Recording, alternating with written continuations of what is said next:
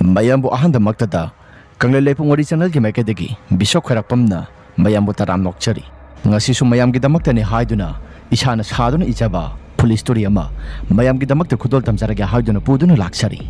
wari asi hingliba natragana sikraba kanagumba amatada mari lenana ijaba wari nasade ngai haktangi entertainment oinabagi damakta wari asi isana sagasaraga ijaba wari ama khangni wari asi lethok charapa matamda soikiba langkiba kaya yarabasu mayamna ngakpi haiduna hajari adudi wari asi haunaba tawjaragi wari asi gi maming amaibi tampa khungang amagi khunjai thangba sarukta masi manaw khakta leiba yum ama leirami laika asida masi mokpani asi maram mokpada thogolam bebar khangbada mina sakna sonariba masin mokpani mama mapa ani na taibang panda nganna thaduk laga sakhibana memsana sepa saba maning thungtaba makai aphang ba thabak suraga mapanu pa boinaubu lairik tamhalakpani boinauna sahi manga surakpada mama mapa ani asi lambigi khudong thiba amada laikhidabani boinau ka memsa gadi sahi yamna khitnai mama mapa ani laikhidaba matamda memsa di sahi tara manga sure madudagi laita lairaba awana mayam ama mayok naraklaba matungda memsa na boinau asi yamna wan hon araklaga awaba kaya marom ama thingnaraga yoklakpani boinau su asum saurakpana class 12 tamle boinau haigi yumgi mayok nabada laikai gi lampak ama lei lampak asigi nakal thangba sarukta khongnang ama su hawi khongnang asigi na manakta laikai gi mangpham ama su lairibani laikai gi mangpham asida laikai asida siriba miyo khudimak loina mafam jaga asida puraklaga mai loina thanaribani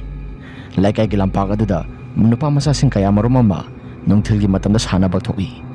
makhoi gi marak aduda boinau su bol sanabadu yauribani nomadi boinauna bol sanaba hanjilaklaba matungda masi memsada su nairami ise aigi bol sanaba gi but ase segaire aduna but amadi laidaba yararoi hoi hoi laisi numi mangani khaktang dingai kho asi hairaga memsana khara tukthana mapanupa boinauda sumna mok hairaklami ise gi bungo natabani sa saraga ngoksinagana ko ise gi dinang khaktani nangna sani asi hairaga mase memsado mamitagi pi raselai mase memsana kapu uba matamda boinauna sumna hairaklami hoi se ai ise na haiba loina ingani natabani sa so amata saroi maupanupa boinaugi wafam adu taba matamda memsana phare dudi aisu sak thonaba tawruragi nangsuna khongna khuradu phajana samthoklaga ngihaktang oiraba sulairagadu pajaruro boinau su hoi hairaga mahaki laire papham kaagi dalan mathak aduda kakhatkre boinau su magi laire papham ka aduda thariba table aduda phamtharaga mahaksu lairagadu paba horami memsa su sak thongya haiduna saksangda sanglaga mahaksu sak thongba hokre boinau na laire paringai matam masida yamna sai haiduna mahakna laire pariba table adugi mapada phaliba thongna odu hangtokle adumna hek hangtoklapaga makhoi mapa sapsana lairiba laikai gi mangpham aduda karino khangdaba ama khongnang adugi taina baduda phingok sepadumna lairibadu mahaksu uba horklami soroki mataida thaliba mosi raba mangal singaduna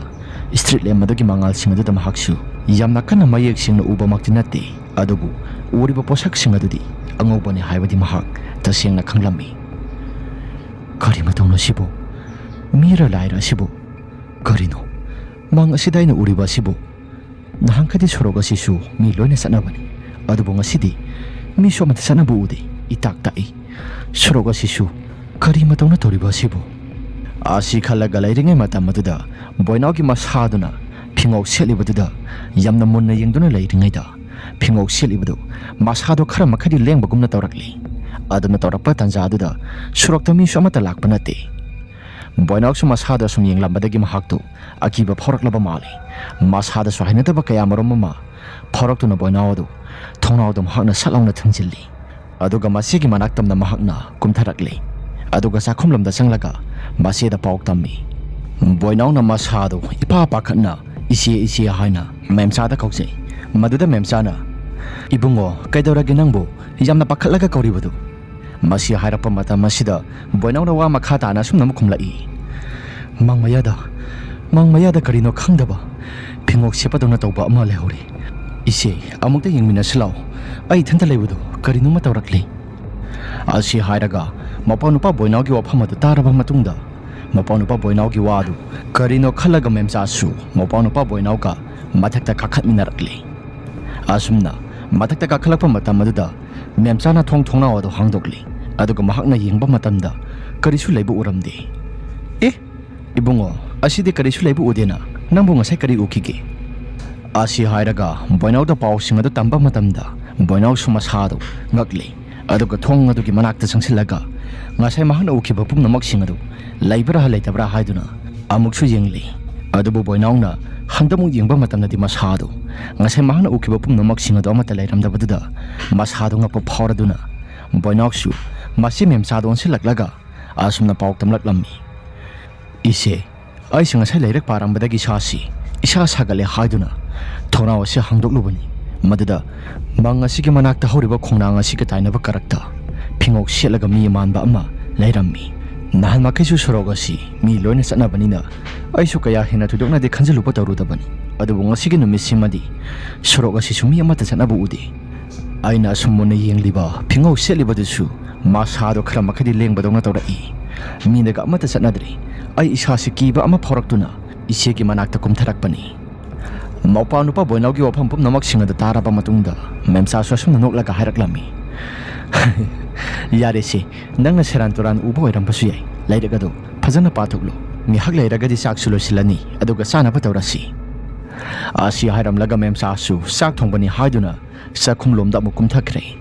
ꯃꯁꯤꯒꯤ ꯃꯇꯨꯡꯗ ꯆꯥꯛ ꯑꯗꯨꯁꯨ ꯂꯣꯏꯔꯗꯨꯅ ꯆꯥꯛ ꯆꯥꯃꯤꯟꯅꯁꯦ ꯍꯥꯏꯗꯨꯅ ꯃꯧꯄꯥꯅꯨꯄꯥꯒ ꯃꯈꯣꯏ ꯑꯅꯤ ꯄꯨꯂꯞ ꯆꯥꯛ ꯆꯥꯊꯣꯛꯈ꯭ꯔꯦ ꯆꯥꯛ ꯆꯥꯕꯁꯨ ꯂꯣꯏꯔꯕꯅꯤꯅ ꯃꯥꯒꯤ ꯐꯃꯨꯡꯗ ꯇꯨꯝꯕꯅꯤ ꯍꯥꯏꯗꯨꯅ ꯂꯣꯏꯅ ꯆꯪꯅꯈ꯭ꯔꯦ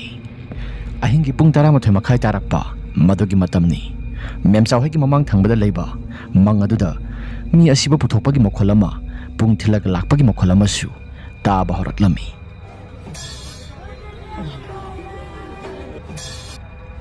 ꯃꯈꯣꯜ ꯑꯗꯨ ꯇꯥꯕ ꯃꯇꯝꯗ ꯃꯦꯝꯆꯥꯗꯤ ꯃꯤꯀꯞ ꯑꯗꯨ ꯊꯣꯔꯛꯂꯦ ꯑꯗꯨꯒ ꯃꯇꯣꯝꯗ ꯋꯥꯈꯜ ꯑꯗꯨꯁꯨ ꯈꯟꯕ ꯍꯧꯔꯛꯂꯦ ꯑꯁ ꯀꯔꯤꯕꯨ ꯊꯣꯛꯂꯒꯕ ꯂꯩꯀꯥꯏ ꯑꯁꯤꯒꯤ ꯃꯪ ꯑꯁꯤꯗ ꯋꯥ ꯅꯠꯇ꯭ꯔꯒꯅ ꯎ ꯈꯥꯏꯕꯒꯤ ꯃꯈꯣꯜ ꯇꯥꯔꯛꯂꯕꯗꯤ ꯀꯌꯥ ꯊꯣꯏꯗꯣꯛꯇꯦ ꯑꯗꯨꯕꯨ ꯃꯪ ꯑꯁꯤꯗ ꯃꯤ ꯑꯁꯤꯕ ꯄꯨꯊꯣꯛꯄꯒꯤ ꯃꯈꯣꯜ ꯑꯁꯤ ꯇꯥꯔꯛꯂꯕꯗꯤ ꯂꯩꯀꯥꯏ ꯑꯁꯤꯗ ꯃꯤꯁꯤ ꯃꯤꯅ ꯌꯥꯝꯅ ꯇꯣꯏꯅ ꯊꯣꯛꯂꯛꯀꯅꯤ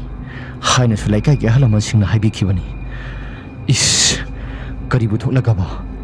ꯑꯁꯨꯝꯅ ꯃꯦꯝꯆꯥꯁꯨ ꯄꯨꯡ ꯊꯤꯟꯕꯒꯤ ꯃꯈꯣꯜ ꯄꯨꯝꯅꯃꯛꯁꯤꯡ ꯑꯗꯨ ꯇꯥꯅ ꯇꯨꯝꯊꯅꯕꯅꯤ ꯍꯥꯏꯗꯨꯅ ꯌꯥꯝꯅ ꯋꯥꯅ ꯍꯣꯠꯅꯔꯝꯃꯤ ꯑꯗꯨꯕꯨ ꯃꯁꯥꯗꯨ ꯇꯨꯝꯊꯕꯗꯤ ꯑꯃꯠꯇ ꯌꯥꯔꯝꯗꯦ ꯐꯅ ꯇꯨꯝꯊꯅꯕ ꯊꯦꯝꯕꯒꯤ ꯋꯥꯅꯤ ꯇꯨꯝꯊꯕꯗꯤ ꯑꯃꯠꯇ ꯌꯥꯔꯝꯗꯦ ꯑꯁꯨꯝꯅ ꯉꯥꯏꯍꯥꯛꯀꯤ ꯃꯇꯨꯡꯗ ꯃꯦꯝꯆꯥꯁꯨ ꯃꯁꯥꯗꯨ ꯄꯣꯞ ꯇꯥꯕ ꯃꯈꯩ ꯇꯨꯝꯊꯔꯝꯃꯤ ꯅꯣꯡ ꯉꯥꯜꯂꯛꯄ ꯃꯇꯝꯗ ꯃꯦꯝꯆꯥꯍꯣꯏꯒꯤ ꯂꯩꯀꯥꯏ ꯑꯁꯤ ꯃꯤ ꯃꯌꯥꯝ ꯑꯃ ꯃꯔꯥꯡ ꯂꯥꯛꯅꯔꯝꯃꯤ ꯃꯦꯝꯆꯥꯍꯣꯏꯒꯤ ꯌꯨꯝꯊꯪꯅꯕꯒꯤ ꯃꯤꯑꯣꯏꯁꯤꯡꯗ ꯀꯩꯗꯧꯕ ꯌꯥꯎꯔꯒꯦ ꯍꯥꯏꯗꯨꯅ ꯍꯪꯕꯗꯁꯨ ꯂꯩꯀꯥꯏꯒꯤ ꯅꯨꯄꯤ ꯃꯆꯥ ꯑꯃ ꯇꯨꯝꯈꯤꯕꯗꯒꯤ ꯍꯧꯒꯠꯂꯛꯇ꯭ꯔꯦ ꯍꯥꯏꯗꯨꯅ ꯃꯈꯣꯏꯅ ꯂꯥꯡꯅꯔꯤꯕꯅꯤ ꯍꯥꯏꯗꯨꯅ ꯃꯈꯣꯏꯁꯨ ꯋꯥꯔꯤ ꯋꯥꯇꯥꯏ ꯀꯌꯥꯃꯔꯨꯝ ꯑꯃ ꯁꯥꯟꯅꯔꯝꯃꯤ ꯑꯁꯨꯝꯅ ꯅꯨꯄꯤ ꯃꯆꯥ ꯑꯗꯨꯁꯨ ꯉꯥꯏꯍꯥꯛ ꯂꯩꯔꯒꯗꯤ ꯂꯩꯇ꯭ꯔꯦ ꯍꯥꯏꯗꯨꯅ ꯂꯩꯀꯥꯏꯒꯤ ꯄꯥꯎ ꯁꯦꯝꯕ ꯂꯥꯛꯈꯤ ꯅꯨꯄꯤ ꯃꯆꯥ ꯑꯗꯨ ꯂꯩꯈꯤꯗꯕꯗ ꯂꯩꯀꯥꯏꯒꯤ ꯃꯤꯑꯣꯏ ꯑꯌꯥꯝꯕꯅ ꯋꯥꯈꯜ ꯅꯨꯡꯉꯥꯏꯅꯔꯝꯗꯦ ꯃꯔꯝꯗꯤ ꯁꯤꯔꯤꯕ ꯅꯨꯄꯤ ꯃꯆꯥ ꯑꯁꯤ ꯃꯊꯣꯠ ꯀꯥꯔꯛꯄ ꯏꯟꯈꯠꯂꯛꯄ ꯃꯇꯝ ꯑꯣꯏꯕꯒꯤ ꯃꯁꯛ ꯃꯇꯧ ꯐꯖꯈꯠꯂꯛꯄ ꯃꯁꯤ ꯈꯛꯇꯁꯨ ꯅꯠꯇꯅ ꯏꯪ ꯌꯥꯝꯅ ꯇꯞꯄ ꯅꯨꯄꯤ ꯃꯆꯥ ꯑꯃ ꯑꯣꯏꯕꯒꯤ ꯂꯩꯀꯥꯏꯒꯤ ꯃꯤꯑꯣꯏꯁꯤꯡꯅꯁꯨ ꯆꯤꯕꯣꯟ ꯅꯨꯄꯤ ꯃꯆꯥ ꯑꯁꯤ ꯁꯤꯕꯗ ꯂꯩꯀꯥꯏꯒꯤ ꯃꯤꯑꯣꯏꯁꯤꯡꯁꯨ ꯅꯨꯡꯉꯥꯏꯇꯦ ꯍꯥꯏꯔꯒ ꯃꯈꯣꯏ ꯃꯌꯥꯝꯁꯨ ꯍꯥꯏꯅꯔꯝꯃꯤ ꯅꯨꯄꯤ ꯃꯆꯥ ꯑꯁꯤ ꯁꯤꯈꯤꯕꯗ ꯂꯩꯀꯥꯏꯒꯤ ꯃꯤꯑꯣꯏꯁꯤꯡꯅ ꯍꯦꯟꯅ ꯊꯃꯣꯏ ꯀꯥꯏꯅꯔꯤꯕꯗꯤ ꯃꯃꯥ ꯃꯄꯥꯒꯤ ꯑꯃꯠꯇ ꯉꯥꯏꯖꯕꯤ ꯑꯃꯠꯇ ꯄꯣꯛꯆꯕꯤ ꯃꯆꯥꯅꯨꯄꯤ ꯑꯣꯏꯕꯒꯤꯅꯤ ꯂꯩꯀꯥꯏꯒꯤ ꯃꯤꯑꯣꯏꯁꯤꯡꯅꯁꯨ ꯍꯦꯟꯅ ꯑꯃꯨꯛꯀ ꯍꯦꯟꯅ ꯃꯁꯤꯗ ꯅꯨꯡꯉꯥꯏꯇ꯭ꯔꯤꯕ ꯑꯁꯤ ꯅꯨꯄꯤ ꯃꯆꯥ ꯑꯁꯤꯒꯤ ꯑꯁꯤꯕ ꯍꯛꯆꯥꯡ ꯑꯗꯨ ꯅꯣꯡꯉꯥꯜꯂꯛꯄꯒ ꯄꯣꯠꯂꯣꯏꯕꯗꯤ ꯌꯥꯔꯕꯅꯤ ꯑꯗꯨꯕꯨ ꯃꯄꯥꯟ ꯂꯝꯗ ꯃꯈꯨꯔꯥ ꯑꯃ ꯊꯕꯛ ꯇꯧꯔꯒ ꯂꯩꯈꯤꯕ ꯃꯔꯝꯅ ꯃꯈꯨꯔꯥꯗꯨ ꯍꯜꯂꯛꯄ ꯉꯥꯏꯕꯅꯤ ꯍꯥꯏꯔꯒ ꯂꯩꯀꯥꯏꯒꯤ ꯃꯤꯌꯥꯝꯁꯤꯡꯁꯨ ꯍꯧꯗꯣꯡꯅ ꯀꯔꯤꯅ ꯀꯥꯟꯈꯤꯗꯅꯕꯅꯦ ꯍꯥꯏꯗꯨꯅ ꯑꯁꯤꯕ ꯍꯛꯆꯥꯡ ꯑꯗꯨ ꯐꯤꯅ ꯇꯧꯔꯒ ꯐꯛꯅ ꯇꯧꯔꯒ ꯉꯥꯛꯁꯤꯜꯂꯒ ꯅꯨꯄꯤ ꯃꯆꯥ ꯑꯗꯨꯒꯤ ꯑꯁꯤꯕ ꯍꯛꯆꯥꯡ ꯑꯗꯨ ꯃꯌꯥꯝ ꯆꯪꯂꯒ ꯍꯨꯏ ꯍꯧꯗꯣꯡꯅ ꯀꯥꯟꯈꯤꯗꯅꯕꯅꯤ ꯍꯥꯏꯗꯨꯅ ꯉꯥꯛꯂꯒ ꯊꯅꯝꯃꯤ ꯃꯈꯨꯔꯥꯗꯨꯅ ꯃꯌꯨꯝꯗ ꯍꯦꯛ ꯌꯧꯔꯛꯄꯒ ꯃꯇꯝ ꯑꯗꯨꯗꯤ ꯅꯨꯃꯤꯗꯥꯡ ꯋꯥꯏꯔꯝ ꯌꯧꯁꯤꯟꯈ꯭ꯔꯦ ꯑꯗꯨꯅ ꯃꯈꯨꯔꯥꯗꯨꯅ ꯍꯦꯛ ꯌꯧꯔꯛꯄꯗ ꯅꯨꯄꯤ ꯃꯆꯥ ꯑꯗꯨꯒꯤ ꯑꯁꯤꯕ ꯍꯛꯆꯥꯡ ꯄꯣꯠꯂꯣꯏꯒꯗꯕ ꯃꯇꯝ ꯑꯗꯨꯁꯨ ꯅꯨꯃꯤꯠ ꯄꯨꯡꯇꯥ ꯇꯥꯕ ꯍꯥꯏꯕꯗꯨ ꯑꯣꯏꯈ꯭ꯔꯕꯅꯤ ꯃꯈꯨꯔꯥꯗꯨꯁꯨ ꯃꯃꯤꯠꯇꯒꯤ ꯃꯄꯤ ꯇꯥꯔꯒ ꯏꯆꯥ ꯊꯣꯏꯕꯤ ꯍꯥꯏꯔꯒ ꯌꯥꯝꯅ ꯅꯨꯡꯁꯤꯅ ꯀꯧꯔꯒ ꯃꯆꯥ ꯊꯣꯏꯕꯤ ꯑꯗꯨ ꯌꯦꯡꯖꯔꯒ ꯁꯤꯔꯤꯕ ꯑꯉꯥꯡ ꯅꯨꯄꯤ ꯃꯆꯥ ꯑꯗꯨ ꯃꯗꯨ ꯌꯦꯡꯂꯒ ꯃꯈꯨꯔꯥꯗꯨꯁꯨ ꯌꯥꯝꯅ ꯀꯞꯆꯔꯝꯃꯤ ꯃꯁꯤꯗꯒꯤ ꯍꯦꯟꯅ ꯊꯣꯏꯗꯣꯛꯅ ꯃꯃꯥꯗꯨꯗꯤ ꯋꯥꯟꯊ ꯃꯌꯥꯝ ꯆꯪꯂꯒ ꯂꯥꯛꯅꯔꯝꯃꯤ ꯃꯈꯨꯔꯥ ꯑꯁꯤ ꯂꯥꯛꯂꯕꯅꯤꯅ ꯂꯩꯀꯥꯏꯒꯤ ꯑꯍꯜꯁꯤꯡ ꯑꯃꯁꯨꯡ ꯅꯍꯥꯁꯤꯡꯅꯆꯤꯡꯕ ꯃꯈꯣꯏ ꯈꯔ ꯇꯧꯔꯒ ꯁꯦꯕꯥ ꯇꯧꯕ ꯄꯨꯊꯣꯛꯅꯕꯒꯤꯗꯃꯛꯇ ꯃꯈꯣꯏꯁꯨ ꯁꯦꯝꯕ ꯁꯥꯕ ꯄꯨꯡꯂꯣꯏ ꯂꯣꯏꯁꯤꯜꯂꯒ ꯁꯦꯕꯥ ꯇꯧꯕ ꯄꯨꯊꯣꯛꯅꯕꯒꯤꯗꯃꯛꯇ ꯃꯈꯣꯏꯁꯨ ꯊꯧꯔꯥꯡ ꯀꯌꯥ ꯃꯔꯨꯝ ꯑꯃ ꯄꯥꯡꯊꯣꯛꯅꯕꯒꯤꯗꯃꯛꯇ ꯍꯣꯠꯅꯔꯝꯃꯤ꯫ ꯑꯁꯨꯝꯅ ꯉꯥꯏꯍꯥꯛ ꯂꯩꯔꯒꯗꯤ ꯅꯨꯄꯤ ꯃꯆꯥꯗꯨꯒꯤ ꯑꯁꯤꯕ ꯍꯛꯆꯥꯡ ꯑꯗꯨ ꯄꯣꯠꯂꯣꯏꯅꯕꯒꯤꯗꯃꯛꯇ ꯂꯩꯀꯥꯏꯒꯤ ꯃꯪꯇꯝꯅ ꯄꯨꯊꯣꯔꯛꯂꯦ꯫ ꯑꯗꯨꯒ ꯃꯩ ꯆꯨꯈꯠꯅꯕꯒꯤꯗꯃꯛꯇ ꯃꯈꯣꯏꯁꯨ ꯁꯦꯝꯕ ꯁꯥꯕ ꯄꯨꯝꯅꯃꯛ ꯂꯣꯏꯁꯤꯜꯂꯗꯨꯅ ꯃꯩ ꯊꯥꯕ ꯍꯧꯔꯛꯂꯝꯃꯤ꯫ ꯑꯁꯣꯝꯗꯅ ꯄꯨꯡ ꯊꯤꯟꯕꯒꯤ ꯃꯈꯣꯜ ꯑꯗꯨꯅ ꯕꯣꯏꯅꯥꯎꯒꯤ ꯃꯁꯥꯗꯨ ꯌꯥꯝꯅ ꯍꯩꯅꯗꯕ ꯑꯃ ꯐꯥꯎꯔꯛꯂꯝꯃꯤ꯫ ꯃꯁꯥꯗꯨ ꯃꯍꯥꯛꯀꯤ ꯂꯩꯔꯛ ꯄꯥꯐꯝ ꯀꯥ ꯃꯍꯥꯛꯀꯤ ꯀꯥ ꯑꯣꯏꯔꯤꯕ ꯖꯒꯥ ꯑꯗꯨꯗ ꯄꯨꯡ ꯊꯤꯜꯂꯤꯕꯗꯨꯗꯤ ꯌꯥꯝꯅ ꯍꯧꯅ ꯇꯥꯕ ꯍꯥꯏꯕꯗꯨ ꯑꯣꯏꯔꯝꯃꯤ꯫ ꯃꯥꯌꯣꯛꯅꯔꯒꯁꯨ ꯂꯩꯔꯕꯅꯤꯅ ꯕꯣꯏꯅꯥꯎꯒꯤ ꯃꯁꯥꯗꯨ ꯂꯩꯇꯥꯐꯝ ꯑꯃꯠꯇ ꯈꯪꯂꯝꯗꯦ꯫ ꯅꯨꯃꯤꯗꯥꯡꯒꯤ ꯃꯇꯝꯅꯒ ꯑꯣꯏꯁꯤꯜꯂꯤ꯫ ꯑꯁ, ꯄꯨꯡ ꯊꯤꯜꯂꯤꯕꯁꯦ ꯈꯔ ꯃꯈꯩꯗꯤ ꯊꯨꯅ ꯂꯣꯏꯁꯤꯜꯂꯕꯗꯤ ꯐꯒꯗꯕꯅꯤ꯫ ꯅꯨꯃꯤꯗꯥꯡꯒꯤ ꯃꯇꯝꯅꯒ ꯑꯣꯏꯁꯤꯜꯂꯤ꯫ ꯑꯣꯟꯊꯣꯛꯅ ꯇꯟꯈ꯭ꯔꯦꯗ꯫ ꯏꯁꯥꯁꯤꯁꯨ ꯍꯩꯅꯗꯕꯅ ꯀꯔꯤꯅꯣꯃ ꯐꯥꯎꯔꯛꯂꯤ꯫ ꯉꯔꯥꯡ ꯅꯍꯥꯟ ꯎꯈꯤꯕꯗꯨꯒ ꯑꯁꯤ ꯈꯜꯂꯒ ꯕꯣꯏꯅꯥꯎ ꯑꯗꯨ ꯀꯔꯤꯒꯨꯝꯕ ꯈꯔꯗꯤ ꯈꯟꯕ ꯍꯧꯔꯛꯂꯦ꯫ ꯃꯁꯥꯗꯨ ꯉꯔꯥꯡ ꯅꯨꯃꯤꯠ ꯈꯛꯇꯗ ꯃꯍꯥꯛꯅ ꯎꯈꯤꯕ ꯄꯨꯝꯅꯃꯛꯁꯤꯡ ꯑꯗꯨ ꯃꯤꯠꯃꯥꯡꯃꯛꯇꯗ ꯃꯍꯥꯛꯁꯤ ꯄꯔꯦꯡ ꯄꯔꯦꯡ ꯎꯕ ꯍꯧꯔꯛꯂꯦ꯫ ꯑꯣ, ꯉꯔꯥꯡ ꯃꯪꯐꯝꯗ ꯃꯤ ꯑꯃ ꯂꯦꯞꯄꯒꯨꯝꯅ ꯇꯧꯋꯦ ꯍꯥꯏꯕꯗꯨꯗꯤ ꯑꯁꯤꯒꯤ ꯊꯧꯗꯣꯛ ꯑꯁꯤ ꯊꯣꯛꯀꯗꯕ ꯃꯃꯤ ꯑꯣꯏꯕꯅꯔꯥ? ꯑꯁꯤ ꯈꯜꯂꯒ ꯕꯣꯏꯅꯥꯎ ꯑꯗꯨ ꯃꯁꯥꯗꯨ ꯉꯥꯏꯍꯥꯛꯇꯪꯗꯤ ꯈꯟꯖꯥꯟꯅꯔꯒ ꯃꯍꯥꯛꯁꯨ ꯆꯞ ꯂꯦꯞꯄꯒ ꯂꯩꯔꯝꯃꯤ꯫ ꯑꯁꯣꯝꯗꯅ ꯃꯇꯧ ꯀꯔꯝꯅ ꯇꯧꯔꯤ? ꯂꯩꯀꯥꯏꯒꯤ ꯅꯨꯄꯤ ꯃꯆꯥꯁꯤ ꯁꯤꯕꯒꯤ ꯄꯣꯠꯂꯣꯏꯕꯒꯤ ꯂꯩꯅꯔꯤꯕ ꯃꯤꯑꯣꯏꯁꯤꯡ ꯑꯗꯨ ꯑꯃꯃꯝ ꯆꯪꯈꯤ, ꯑꯅꯤ ꯆꯪꯈꯤ, ꯃꯈꯣꯏ 6 ꯈꯛꯇ ꯉꯥꯏꯍꯧꯔꯤ꯫ ꯃꯈꯣꯏ 6 ꯑꯗꯨꯁꯨ ꯍꯪꯒꯣꯏꯕ ꯑꯃꯠꯇ ꯐꯥꯎꯗꯅꯕꯅꯤ ꯍꯥꯏꯗꯨꯅ ꯃꯪ ꯑꯗꯨꯒꯤ ꯋꯦꯇꯤꯡ ꯁꯦꯠ ꯑꯗꯨꯗ ꯃꯈꯣꯏꯁꯨ ꯌꯨ ꯇꯞ ꯇꯥꯏꯅ ꯊꯛꯂꯒ ꯋꯥꯔꯤ ꯁꯥꯟꯅꯔꯒ ꯃꯈꯣꯏꯁꯨ ꯂꯩꯔꯝꯃꯤ꯫ ꯅꯨꯄꯥ ꯃꯆꯥ ꯑꯃꯅ, "ꯑꯣ, ꯄꯥꯝꯗꯤ ꯄꯥꯝꯃꯨꯈ꯭ꯔꯦꯗꯀꯣ ꯏꯕꯦꯝꯃ ꯅꯪꯁꯤ꯫ ꯑꯍꯜꯅ ꯁꯤꯕꯗꯤ ꯑꯍꯜ ꯃꯇꯝ ꯑꯣꯏꯔꯛꯄꯒꯤꯅꯤ, ꯃꯍꯥꯛꯀꯤ ꯃꯇꯝ ꯂꯣꯏꯕꯒꯤꯅꯤ ꯍꯥꯏꯔꯒ ꯀꯌꯥ ꯊꯣꯏꯗꯣꯛꯅ ꯈꯜꯂꯨꯕ ꯇꯧꯗꯦ꯫ ꯑꯗꯨꯕꯨ ꯅꯍꯥ ꯁꯤꯕꯁꯤꯗꯤ ꯋꯥꯈꯜꯗꯗꯤ ꯈꯤꯇꯪ ꯅꯨꯡꯉꯥꯏꯇꯕꯗꯤ ꯐꯥꯎꯏ꯫ ꯇꯥꯏꯕꯪ ꯀꯨꯝꯍꯩ ꯂꯣꯏꯗ꯭ꯔꯤꯀꯥꯟꯗ ꯄꯨꯟꯁꯤ ꯆꯦꯡꯖꯦꯜ ꯂꯣꯏꯔꯒ ꯆꯠꯈꯤꯕꯁꯤ ꯑꯣꯟꯊꯣꯛꯅ ꯅꯨꯡꯉꯥꯏꯈꯤꯗ꯭ꯔꯦꯗ." ꯑꯁꯤ ꯍꯥꯏꯅ ꯁꯣꯜꯂꯛꯄꯗ ꯅꯨꯄꯥ ꯑꯇꯣꯞꯄꯅ ꯑꯃꯨꯛ ꯑꯁꯨꯝꯅ ꯍꯥꯏꯔꯛꯂꯝꯃꯤ, "ꯑꯗꯨꯅꯤ ꯏꯇꯥꯎ, ꯑꯩꯈꯣꯏꯁꯨ ꯌꯥꯝꯅ ꯅꯨꯡꯉꯥꯏꯇꯦ꯫ ꯍꯧꯖꯤꯛ ꯂꯩꯃꯤꯟꯅꯔꯤꯕ ꯑꯩꯈꯣꯏꯁꯤ ꯍꯌꯦꯡꯋꯥꯏ ꯀꯔꯤ ꯊꯣꯛꯀꯅꯤ, ꯍꯌꯦꯡ ꯀꯔꯤ ꯊꯣꯛꯀꯅꯤ ꯍꯥꯏꯕ ꯉꯝꯕ ꯅꯠꯇꯦ꯫ ꯑꯗꯨꯅ ꯍꯤꯡꯃꯤꯟꯅꯔꯤꯉꯩ ꯃꯇꯝ ꯑꯁꯤꯗ ꯅꯨꯡꯁꯤ ꯆꯥꯟꯅꯅ ꯑꯩꯈꯣꯏ ꯃꯁꯦꯜ ꯑꯁꯤ ꯂꯩꯃꯤꯟꯅꯒꯗꯕꯅꯤ꯫ ꯁꯤꯈ꯭ꯔꯒꯗꯤ ꯑꯩꯈꯣꯏꯁꯤ ꯎꯅꯕ ꯑꯃꯠꯇ ꯐꯪꯉꯔꯣꯏ." ꯃꯃꯥꯟꯅꯕ ꯑꯃꯅ ꯑꯃꯨꯛ, "ꯍꯣꯏ ꯌꯥꯔꯦꯁꯦ, ꯑꯩꯈꯣꯏ ꯅꯨꯡꯉꯥꯏꯇꯦ, ꯑꯗꯨꯕꯨ ꯍꯤꯗꯥꯛꯇꯨꯗꯤ ꯐꯖꯅ ꯑꯃꯨꯛꯇꯪꯗꯤ ꯊꯛꯄ ꯂꯣꯏꯁꯤꯟꯈꯤꯁꯤ꯫ ꯉꯥꯏꯍꯥꯛ ꯂꯩꯔꯒꯗꯤ ꯃꯩ ꯆꯥꯛꯂꯤꯕꯁꯤꯁꯨ ꯂꯣꯏꯁꯤꯟꯈ꯭ꯔꯅꯤ꯫ ꯑꯗꯨꯅ ꯐꯅ ꯌꯥꯝꯅꯗꯤ ꯍꯤꯗꯥꯛ ꯑꯁꯤ ꯌꯥꯎꯔꯤꯕꯅꯤꯅ ꯍꯤꯗꯥꯛ ꯑꯁꯤ ꯂꯣꯏꯕꯒ ꯃꯩ ꯆꯥꯛꯄ ꯑꯁꯤꯁꯨ ꯇꯥꯟ ꯆꯥꯅꯅꯕꯈꯔ ꯊꯨꯅ ꯊꯛꯁꯤ." ꯑꯁꯤ ꯍꯥꯏꯔꯒ ꯌꯨ ꯑꯗꯨꯁꯨ ꯃꯈꯣꯏ 6ꯅ ꯃꯈꯥ ꯇꯥꯅ ꯑꯗꯨꯃꯛ ꯊꯛꯂꯝꯃꯤ, ꯈꯤꯇꯪ ꯊꯨꯅ ꯌꯥꯡꯅ꯫ ꯉꯥꯏꯍꯥꯛꯀꯤ ꯃꯇꯨꯡꯗ ꯑꯃꯅ ꯑꯃꯨꯛ ꯍꯥꯏꯔꯛꯏ, "ꯑꯣꯖꯥ ꯃꯥꯏꯕꯗꯨꯁꯨ ꯉꯥꯏꯍꯥꯛꯇꯪ ꯂꯩꯈꯣ, ꯄꯨꯂꯞ ꯆꯪꯃꯤꯟꯅꯔꯁꯤ꯫ ꯃꯪꯊꯣꯡ ꯊꯤꯡꯖꯤꯟꯕꯁꯦ ꯂꯣꯏꯁꯤꯜꯂꯒ ꯑꯩꯅ ꯍꯥꯏꯈꯤꯕꯅꯤ." ꯃꯗꯨꯗ ꯃꯍꯥꯛꯅ, "ꯅꯈꯣꯏꯒꯤ ꯑꯍꯜ ꯂꯃꯟꯁꯤꯡꯒꯤ ꯊꯥꯛ ꯈꯥ ꯈꯪꯗꯕ ꯌꯨ ꯄꯨꯡꯊꯛꯇ ꯊꯛꯄ ꯅꯈꯣꯏꯒꯤ ꯃꯔꯛꯇ, ꯍꯤꯗꯥꯛ ꯊꯛꯄ ꯅꯈꯣꯏꯒꯤ ꯃꯔꯛꯇ ꯑꯩꯁꯤ ꯂꯩꯅꯤꯡꯗꯦ꯫ ꯌꯨꯝꯗ ꯆꯪꯂꯒꯦ ꯍꯥꯏꯔꯒ ꯃꯪꯊꯣꯡ ꯊꯤꯡꯅꯕꯒꯤ ꯃꯟꯇ꯭ꯔ ꯄꯨꯝꯅꯃꯛꯁꯤꯡ ꯑꯗꯨ ꯀꯔꯤ ꯀꯔꯤꯅꯣ ꯈꯔ ꯇꯥꯛꯂꯝꯕꯅꯤ꯫ ꯏꯃꯥꯅ ꯄꯣꯛꯄꯗꯒꯤ ꯇꯥꯗ꯭ꯔꯤꯕ ꯋꯥꯍꯩ ꯃꯌꯥꯝ ꯑꯃ ꯑꯩꯉꯣꯟꯗ ꯍꯥꯏꯔꯝꯃꯤ." ꯃꯟꯇ꯭ꯔ ꯄꯨꯝꯅꯃꯛꯁꯤꯡ ꯑꯗꯨ ꯇꯥꯛꯄ ꯂꯣꯏꯁꯤꯜꯂꯕ ꯃꯇꯨꯡꯗ ꯃꯍꯥꯛꯅ, "ꯀꯔꯤꯒꯨꯝꯕ ꯅꯈꯣꯏꯅ ꯍꯩꯇ꯭ꯔꯒꯗꯤ ꯃꯟꯇ꯭ꯔ ꯑꯗꯨ ꯃꯩ ꯆꯥꯛꯄ ꯂꯣꯏꯁꯤꯜꯂꯝꯗꯥꯏꯗ ꯑꯩꯁꯤ ꯐꯣꯟ ꯇꯧꯔꯒ ꯀꯧꯔꯛꯂꯣ" ꯍꯥꯏꯔꯒ ꯃꯍꯥꯛꯅ ꯆꯠꯈꯤꯕꯅꯤ꯫ ꯄꯨꯂꯞ ꯄꯨꯟꯅ ꯍꯟꯃꯤꯟꯅꯁꯦ ꯍꯥꯏꯕꯕꯨ ꯌꯥꯗꯦ ꯃꯗꯨꯒꯤ ꯑꯍꯜ ꯑꯗꯨ꯫ ꯃꯥꯏꯕꯕꯨꯗꯤ ꯑꯣꯏ ꯍꯥꯏꯕꯕꯨ ꯃꯊꯣꯡꯗꯤ ꯀꯌꯥ ꯆꯥꯔꯛꯇꯕ ꯑꯍꯜꯅꯤ ꯃꯗꯨ꯫ ꯑꯁꯤ ꯍꯥꯏꯔꯒ ꯃꯈꯣꯏ 6 ꯑꯗꯨꯁꯨ ꯌꯨ ꯑꯗꯨ ꯃꯈꯥ ꯇꯥꯅ ꯊꯛꯄ ꯍꯧꯅꯈ꯭ꯔꯦ꯫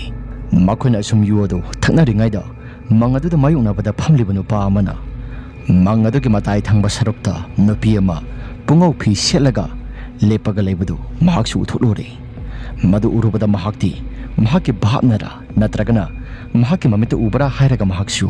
ꯃꯃꯤꯠ ꯑꯗꯨ ꯅꯣꯏꯔꯒ ꯌꯦꯡꯉꯤ꯫ ꯑꯗꯨꯝꯅ ꯃꯃꯤꯠ ꯑꯗꯨ ꯅꯣꯏꯔꯒ ꯍꯦꯛ ꯌꯦꯡꯂꯨꯕ ꯃꯇꯝꯗ ꯍꯧꯖꯤꯛ ꯉꯥꯏꯍꯥꯛꯇꯪꯒꯤ ꯃꯃꯥꯡꯗ ꯎꯈ꯭ꯔꯤꯕ ꯄꯨꯝꯅꯃꯛꯁꯤꯡ ꯑꯗꯨ ꯃꯁꯤ ꯂꯦꯡꯗꯅ ꯑꯃꯨꯛꯁꯨ ꯂꯩꯕꯗꯨ ꯎꯔꯝꯃꯤ꯫ ꯑꯗꯨꯝꯅ ꯅꯨꯄꯥꯗꯨꯅ ꯍꯦꯛ ꯎꯊꯣꯛꯂꯨꯕ ꯃꯇꯝꯗ ꯃꯈꯣꯏꯒꯤ ꯌꯨ ꯊꯛꯃꯤꯟꯅꯔꯤꯕ ꯃꯤꯑꯣꯏꯁꯤꯡ ꯑꯗꯨꯗ ꯑꯁꯨꯝꯅ ꯃꯍꯥꯛꯅ ꯍꯥꯏꯔꯛꯂꯝꯃꯤ, "ꯏꯇꯥꯎꯁꯥ, ꯌꯦꯡꯉꯨꯇꯨ, ꯃꯪ ꯑꯁꯤꯒꯤ ꯃꯇꯥꯏ ꯊꯪꯕ ꯁꯔꯨꯛꯇ ꯅꯨꯄꯤ ꯑꯃ ꯄꯨꯡꯉꯧ ꯐꯤ ꯁꯦꯠꯂꯒ ꯂꯦꯞꯄꯒ ꯂꯩꯕꯁꯤ ꯅꯈꯣꯏ ꯎꯗꯕ꯭ꯔꯥ?" ꯑꯁꯤ ꯍꯥꯏꯅ ꯍꯪꯉꯛꯄꯗ ꯃꯈꯣꯏ 5ꯗꯨꯗꯤ ꯉꯁꯥꯏ ꯃꯈꯩꯗꯒꯤ ꯇꯔꯪ ꯃꯥꯂꯪ ꯑꯃꯗ ꯌꯨ ꯑꯗꯨ ꯃꯈꯣꯏ ꯃꯌꯥꯝꯁꯨ ꯊꯛꯅꯔꯤꯕꯅꯤ, ꯈꯤꯇꯪ ꯊꯨꯅ ꯂꯣꯏꯁꯤꯟꯁꯦ ꯍꯥꯏꯗꯨꯅ꯫ ꯑꯗꯨꯅ ꯃꯈꯣꯏ 5ꯗꯤ ꯑꯃꯠꯇ ꯎꯍꯧꯗꯕꯅ ꯀꯔꯤꯅꯣ ꯍꯥꯏꯔꯒ ꯃꯍꯥꯛꯅ ꯎꯔꯤꯕꯗꯨ ꯌꯦꯡꯊꯣꯛꯂꯨꯔꯦ꯫ ꯑꯗꯨꯝꯅ ꯍꯦꯛ ꯌꯦꯡꯂꯨꯕꯗ ꯉꯁꯥꯏ ꯃꯈꯩ ꯅꯨꯄꯥꯗꯨꯅ ꯎꯔꯝꯂꯤꯕ ꯄꯨꯝꯅꯃꯛꯁꯤꯡ ꯑꯗꯨꯗꯤ ꯑꯃꯠꯇ ꯂꯩꯕ ꯎꯔꯝꯗꯦ꯫ "ꯑꯁ, ꯀꯗꯥꯏꯗꯒꯤꯅꯣꯗ, ꯌꯨꯅ ꯌꯨ ꯉꯥꯎꯔꯀꯥꯟꯁꯤꯗ ꯅꯪꯁꯨ ꯑꯣꯟꯊꯣꯛꯅ ꯅꯤꯁꯥ ꯈꯥꯏꯈ꯭ꯔꯦꯗ꯫ ꯊꯛꯈꯤꯕꯗꯤ ꯄꯪꯌꯥꯝ ꯌꯥꯝꯗꯦ, ꯊꯛꯂꯤꯕꯁꯤꯗꯤ ꯑꯩꯈꯣꯏ ꯃꯉꯥ ꯈꯛꯇꯅꯤ ꯃꯄꯨꯡ ꯑꯣꯏꯅ ꯑꯗꯨꯒ ꯅꯪꯅ ꯑꯣꯏꯅ ꯅꯤꯁꯥ ꯈꯥꯏꯔꯒ ꯂꯩꯔꯦ ꯑꯩꯈꯣꯏꯗ ꯑꯁꯤ ꯍꯥꯏꯅ ꯃꯃꯥꯟꯅꯕꯗꯨꯗ ꯃꯈꯣꯏ ꯃꯉꯥ ꯆꯪꯂꯒ ꯁꯩꯕꯤꯔꯝꯃꯤ ꯃꯃꯥꯟꯅꯕꯗꯨꯁꯨ ꯍꯧꯖꯤꯛꯋꯥꯏꯗ ꯑꯁꯤꯗ ꯂꯩꯔꯝꯕꯅꯤ ꯍꯥꯏꯔꯒ ꯃꯍꯥꯛꯅ ꯍꯥꯏꯖꯔꯝꯃꯤ ꯑꯗꯨꯕꯨ ꯍꯥꯏꯖꯔꯤꯕ ꯄꯨꯝꯅꯃꯛꯁꯤꯡ ꯑꯗꯨꯗꯤ ꯃꯃꯥꯟꯅꯕꯁꯤꯡ ꯑꯗꯨꯅ ꯑꯃꯠꯇ ꯊꯥꯖꯗ꯭ꯔꯕꯗ ꯃꯍꯥꯛꯁꯨ ꯇꯨꯃꯤꯟꯅ ꯂꯩꯔꯝꯃꯤ ꯍꯧꯖꯤꯛ ꯉꯥꯏꯍꯥꯛꯀꯤ ꯃꯃꯥꯡꯗ ꯅꯨꯄꯤ ꯑꯃꯒꯤ ꯁꯛꯇꯝꯗ ꯃꯇꯥꯏ ꯊꯪꯕ ꯁꯔꯨꯛꯇ ꯄꯨꯡꯉꯧ ꯐꯤ ꯁꯦꯠꯂꯒ ꯂꯦꯞꯄꯒ ꯂꯩꯈꯤꯕꯗꯨ ꯃꯃꯤ ꯁꯥꯃꯤ ꯑꯣꯏꯅꯅꯤ ꯃꯁꯝ ꯑꯅꯥꯗꯨꯁꯨ ꯏꯊꯥ ꯊꯥꯗꯔꯒ ꯅꯤꯡꯒꯣꯡ ꯌꯧꯕ ꯃꯈꯩ ꯌꯥꯟꯊꯔꯒ ꯂꯦꯞꯄꯒ ꯎꯈꯤꯕꯗꯨ ꯃꯗꯨꯒꯤ ꯎꯈꯤꯕ ꯅꯨꯄꯥꯗꯨ ꯃꯁꯥꯗꯨ ꯌꯨꯒꯤ ꯅꯤꯁꯥꯒ ꯂꯣꯏꯅ ꯍꯜꯂꯤ ꯍꯧꯖꯤꯛꯋꯥꯏꯗ ꯑꯩꯅ ꯎꯈꯤꯕꯗꯨꯕꯨ ꯇꯁꯦꯡꯅꯃꯛꯀꯤ ꯃꯪꯂꯥ ꯅꯠꯇ꯭ꯔꯒꯅ ꯌꯨꯒꯤ ꯅꯤꯁꯥꯁꯤꯅ ꯉꯥꯎꯕꯅ ꯁꯦꯔꯥꯟ ꯇꯨꯔꯥꯟ ꯎꯔꯤꯕ ꯖꯥꯠꯂꯥ ꯑꯁꯤ ꯈꯜꯂꯒ ꯃꯍꯥꯛꯁꯨ ꯈꯟꯖꯥꯟꯅꯔꯒ ꯂꯩꯔꯤꯉꯩꯗ ꯑꯃꯨꯛꯀꯁꯨ ꯉꯁꯥꯏꯒꯤ ꯃꯇꯧꯒꯨꯝꯅ ꯅꯨꯄꯤ ꯃꯆꯥ ꯑꯃ ꯃꯪ ꯑꯗꯨꯒꯤ ꯃꯇꯥꯏ ꯊꯪꯕ ꯁꯔꯨꯛꯇ ꯄꯨꯡꯉꯧ ꯐꯤ ꯁꯦꯠꯂꯒ ꯂꯦꯞꯄꯒ ꯂꯩꯕꯗꯨ ꯑꯃꯨꯛꯀ ꯎꯕ ꯍꯧꯔꯛꯂꯝꯃꯤ ꯃꯗꯨ ꯎꯔꯨꯕꯗ ꯍꯟꯗꯛꯃꯨꯛꯇꯤ ꯃꯁꯥꯗꯨ ꯆꯤꯡꯅꯕꯅ ꯄꯤꯛ ꯊꯜꯂꯛꯂꯤ ꯅꯨꯄꯤ ꯃꯆꯥ ꯑꯗꯨꯒꯤ ꯃꯃꯥꯏ ꯑꯗꯨꯁꯨ ꯀꯥꯔꯨꯝ ꯀꯥꯔꯨꯝ ꯇꯧꯔꯒ ꯃꯃꯥꯏ ꯅꯥꯀꯜ ꯅꯥꯝꯃ ꯑꯃ ꯆꯥꯛꯂꯒ ꯂꯩꯔꯤꯕ ꯐꯤꯕꯝ ꯑꯗꯨꯗ ꯃꯈꯣꯏꯁꯤ ꯃꯃꯥꯟꯅꯕ ꯑꯃꯗꯨꯗꯤ ꯎꯊꯣꯛꯄ ꯍꯧꯔꯛꯂꯤ ꯃꯍꯥꯛꯅ ꯎꯔꯛꯄꯗꯨꯗ ꯌꯨ ꯊꯛꯃꯤꯟꯅꯔꯤꯕ ꯃꯃꯥꯟꯅꯕꯁꯤꯡ ꯑꯗꯨꯗ ꯑꯃꯨꯛꯁꯨ ꯀꯧꯔꯒ ꯌꯦꯡꯍꯜꯂꯝꯃꯤ ꯍꯟꯗꯛꯃꯨꯛꯁꯨ ꯉꯁꯥꯏꯒꯤ ꯃꯇꯧꯒꯨꯝꯅ ꯆꯞ ꯆꯥꯅ ꯅꯨꯄꯤ ꯃꯆꯥꯒꯤ ꯁꯛꯇꯝ ꯑꯗꯨ ꯑꯃꯨꯛꯁꯨ ꯂꯩꯕ ꯎꯔꯝꯗ꯭ꯔꯤ ꯑꯗꯨꯝꯅ ꯍꯦꯛ ꯂꯩꯕ ꯎꯔꯝꯗꯕꯗꯨꯗ ꯃꯃꯥꯟꯅꯕ ꯃꯌꯥꯝꯁꯤꯡ ꯑꯗꯨꯅ ꯃꯉꯣꯟꯗ ꯌꯥꯝꯅ ꯊꯤꯅ ꯆꯩꯕ ꯍꯧꯔꯛꯂꯤ ꯆꯠꯊꯣꯛꯑꯣꯗ ꯅꯪꯁꯨ ꯉꯁꯥꯏ ꯃꯈꯩꯗꯒꯤ ꯊꯛꯂꯤꯕ ꯆꯥꯔꯤꯕ ꯃꯌꯥꯝ ꯑꯁꯤ ꯑꯩꯈꯣꯏꯅꯅꯤ ꯅꯤꯁꯥ ꯍꯜꯂꯕ ꯅꯪꯅ ꯑꯩꯈꯣꯏꯗ ꯈꯥꯏꯔꯤꯗꯣ ꯀꯔꯤꯒꯤꯅꯣ ꯅꯪꯅ ꯐꯅ ꯍꯥꯏꯖꯔꯕꯁꯨ ꯑꯩꯈꯣꯏꯗꯤ ꯁꯨꯡꯀꯤ ꯀꯤꯕꯤꯔꯣꯏ ꯑꯁꯤ ꯍꯥꯏꯔꯒ ꯃꯈꯣꯏꯁꯨ ꯊꯛꯂꯤꯕ ꯌꯨ ꯑꯗꯨ ꯃꯈꯥ ꯇꯥꯅ ꯑꯗꯨꯃꯛ ꯊꯛꯄ ꯍꯧꯔꯛꯂꯤ ꯍꯟꯗꯛꯃꯨꯛꯇꯤ ꯇꯁꯦꯡꯅ ꯃꯃꯥꯟꯅꯕꯁꯤꯡ ꯑꯗꯨꯅ ꯆꯩꯔꯛꯂꯕꯗꯨꯗ ꯅꯨꯄꯥꯗꯨꯁꯨ ꯍꯟꯗꯛꯃꯨꯛꯇꯤ ꯃꯁꯥ ꯃꯊꯟꯇ ꯂꯥꯟꯕ ꯇꯥꯔꯕꯅꯤꯅ ꯃꯇꯨꯡ ꯇꯥꯔꯛꯄꯗꯁꯨ ꯀꯔꯤꯁꯨ ꯀꯤꯗꯕ ꯁꯥꯔꯒ ꯃꯍꯥꯛꯅ ꯇꯨꯃꯤꯟꯅ ꯂꯩꯈ꯭ꯔꯦ ꯑꯁꯨꯝꯅ ꯄꯨꯡ 11 ꯇꯥꯁꯤꯜꯂꯛꯂꯕ ꯃꯇꯝꯅꯤ ꯄꯣꯠꯂꯣꯏꯕꯒꯤ ꯃꯩ ꯑꯗꯨꯁꯨ ꯆꯥꯛꯄ ꯂꯣꯏꯁꯤꯜꯂꯛꯂꯤ ꯌꯨꯗꯨꯁꯨ ꯃꯈꯣꯏꯅ ꯊꯛꯄ ꯂꯣꯏꯁꯤꯜꯂꯛꯄ ꯃꯗꯨꯗ ꯃꯩ ꯑꯗꯨꯁꯨ ꯆꯥꯛꯄ ꯂꯣꯏꯁꯤꯜꯂꯛꯂꯕꯅꯤꯅ ꯃꯇꯝ ꯑꯗꯨ ꯆꯞ ꯆꯥꯅꯔꯤ ꯉꯁꯥꯏ ꯃꯥꯏꯕꯗꯨꯅ ꯍꯥꯏꯈꯤꯕ ꯂꯥꯏꯔꯣꯟ ꯄꯨꯝꯅꯃꯛꯁꯤꯡ ꯑꯗꯨ ꯃꯈꯣꯏꯁꯨ ꯃꯟꯇ꯭ꯔ ꯄꯨꯝꯅꯃꯛꯁꯤꯡ ꯑꯗꯨ ꯁꯣꯟꯒꯦ ꯍꯥꯏꯗꯨꯅ ꯃꯟꯇ꯭ꯔ ꯁꯤꯟꯅꯔꯝꯕ ꯅꯨꯄꯥ ꯑꯗꯨꯗ ꯃꯟꯇ꯭ꯔ ꯄꯨꯝꯅꯃꯛꯁꯤꯡ ꯑꯗꯨ ꯁꯣꯟꯒꯦ ꯍꯥꯏꯗꯨꯅ ꯇꯧꯔꯛꯄꯗ ꯃꯟꯇ꯭ꯔ ꯄꯨꯝꯅꯃꯛꯁꯤꯡ ꯑꯗꯨ ꯂꯣꯏꯅ ꯀꯥꯎꯔꯒ ꯒ꯭ꯌꯥꯟ ꯑꯃꯠꯇ ꯇꯥꯈꯤꯗ꯭ꯔꯦ ꯃꯟꯇ꯭ꯔ ꯃꯌꯥꯝꯁꯤꯡ ꯑꯗꯨ ꯃꯥꯏꯕꯗꯨꯅ ꯂꯣꯜꯂꯝꯕ ꯄꯨꯝꯅꯃꯛꯁꯤꯡ ꯑꯗꯨ ꯅꯨꯄꯥꯗꯨꯅ ꯈꯔ ꯅꯤꯡꯁꯤꯡꯂꯒ ꯁꯣꯟꯕ ꯍꯧꯔꯛꯄꯗ ꯃꯃꯥꯟꯅꯕ ꯑꯃꯅ ꯑꯃꯨꯛ ꯍꯥꯏ ꯑꯃꯅ ꯑꯃꯨꯛ ꯍꯥꯏ ꯃꯆꯦꯠ ꯂꯣꯜꯂꯛꯄꯗ ꯃꯟꯇ꯭ꯔ ꯄꯨꯝꯅꯃꯛꯁꯤꯡ ꯑꯗꯨ ꯃꯈꯣꯏꯁꯨ ꯀꯔꯤ ꯍꯥꯏꯔꯤꯕꯅꯣ ꯍꯥꯏꯕꯗꯨ ꯒ꯭ꯌꯥꯟ ꯑꯃꯠꯇ ꯇꯥꯈꯤꯗ꯭ꯔꯦ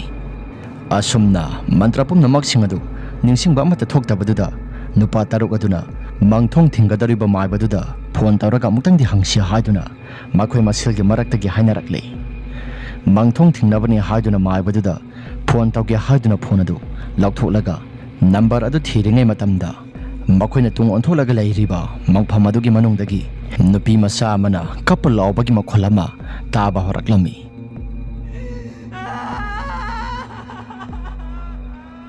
ꯃꯗꯨ ꯇꯥꯔꯛꯄꯗ ꯉꯁꯥꯏ ꯃꯈꯩ ꯅꯨꯄꯤ ꯃꯆꯥꯗꯨꯒꯤ ꯃꯃꯥꯏ ꯇꯪꯈꯥꯏ ꯑꯃ ꯁꯛꯂꯕ ꯁꯛꯇꯝ ꯎꯈꯤꯕ ꯅꯨꯄꯥ ꯑꯗꯨ ꯃꯍꯥꯛꯇꯤ ꯃꯌꯥꯝꯗ ꯍꯟꯅ ꯐꯥꯎꯕ ꯌꯦꯡꯗꯅ ꯃꯐꯝ ꯑꯗꯨ ꯊꯥꯗꯣꯛꯂꯒ ꯌꯥꯝꯅ ꯌꯥꯡꯅ ꯆꯦꯜꯂꯝꯃꯤ ꯃꯈꯣꯏ 5 ꯑꯗꯨꯁꯨ ꯉꯁꯥꯏ ꯃꯈꯩ ꯀꯤꯔꯝꯗꯕ ꯄꯨꯝꯅꯃꯛꯁꯤꯡ ꯑꯗꯨ ꯅꯨꯄꯥ ꯑꯗꯨꯅ ꯆꯦꯟꯈꯤꯕ ꯃꯇꯝ ꯑꯗꯨꯒ ꯅꯨꯄꯤ ꯃꯆꯥꯗꯨꯅ ꯀꯞꯂꯛꯄꯒꯤ ꯃꯈꯣꯜ ꯇꯥꯔꯛꯄꯗꯨꯗ ꯃꯈꯣꯏ 5 ꯑꯗꯨꯒꯤ ꯃꯁꯥꯗꯨꯁꯨ ꯀꯤꯕ ꯐꯥꯎꯔꯛꯂꯕ ꯃꯥꯜꯂꯤ ꯃꯇꯨꯡ ꯑꯣꯟꯊꯣꯛꯂꯒ ꯃꯪꯗ ꯃꯊꯨꯟ ꯑꯗꯨ ꯑꯣꯟꯁꯤꯜꯂꯒ ꯂꯩꯕꯅꯤ ꯑꯗꯨꯅ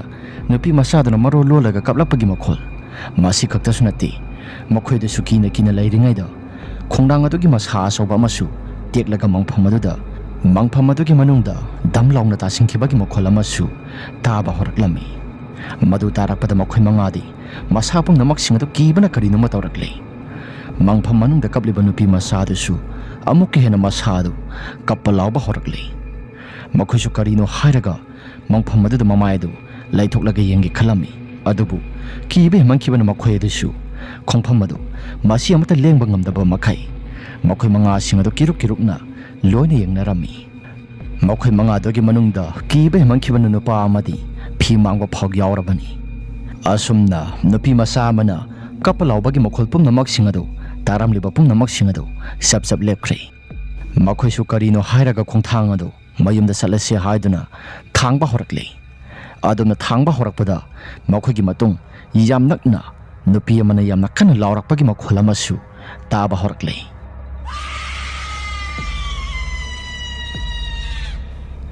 ꯑꯗꯨꯝ ꯍꯦꯛ ꯂꯥꯎꯕꯒꯤ ꯃꯈꯣꯜ ꯇꯥꯔꯛꯄꯗ ꯃꯈꯣꯏ ꯃꯉꯥꯗꯨ ꯍꯧ ꯊꯥꯗꯅ ꯆꯦꯟꯕ ꯍꯧꯔꯛꯂꯤ꯫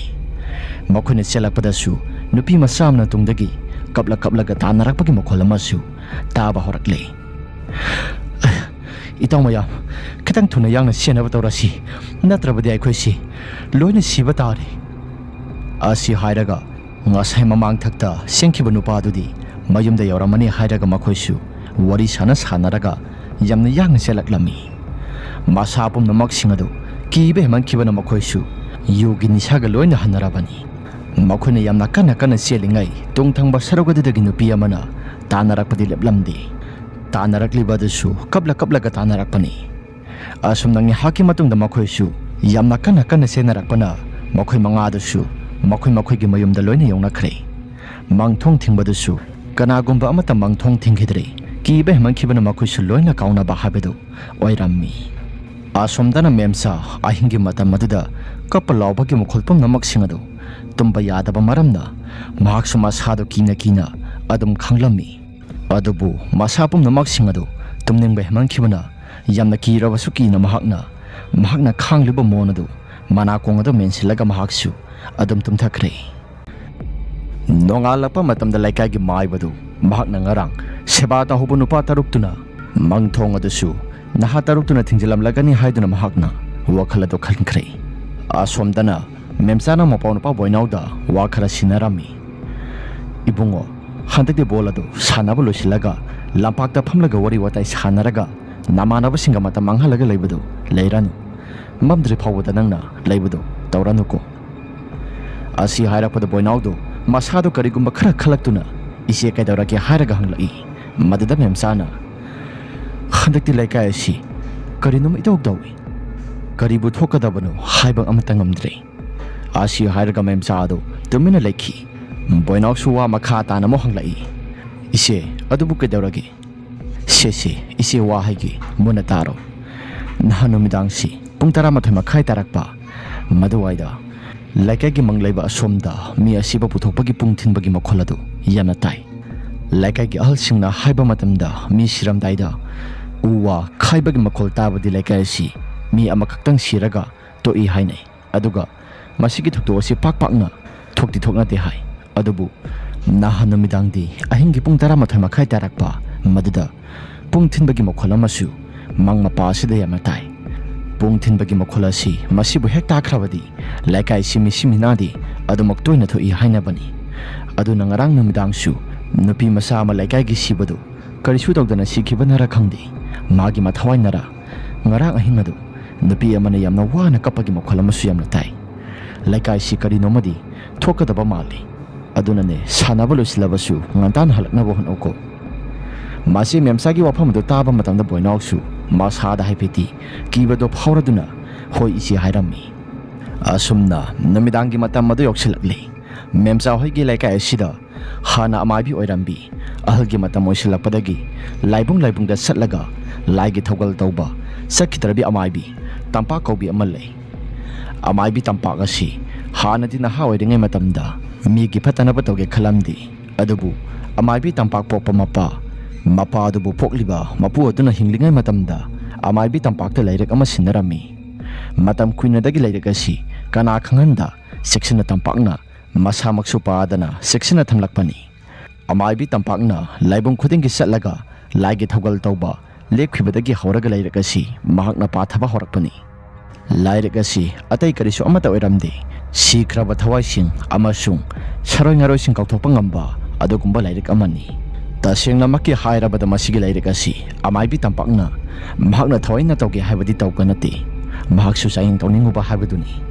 ꯅꯨꯃꯤꯠ ꯑꯃꯗ ꯃꯍꯥꯛꯅ ꯂꯥꯏꯔꯛ ꯑꯗꯨ ꯆꯥꯛ ꯆꯥꯕ ꯇꯣꯛꯂꯒ ꯅꯨꯃꯤꯗꯥꯡꯒꯤ ꯃꯇꯝꯗ ꯉꯥꯏꯍꯥꯛꯇꯪꯗꯤ ꯑꯣꯏꯔꯕꯁꯨ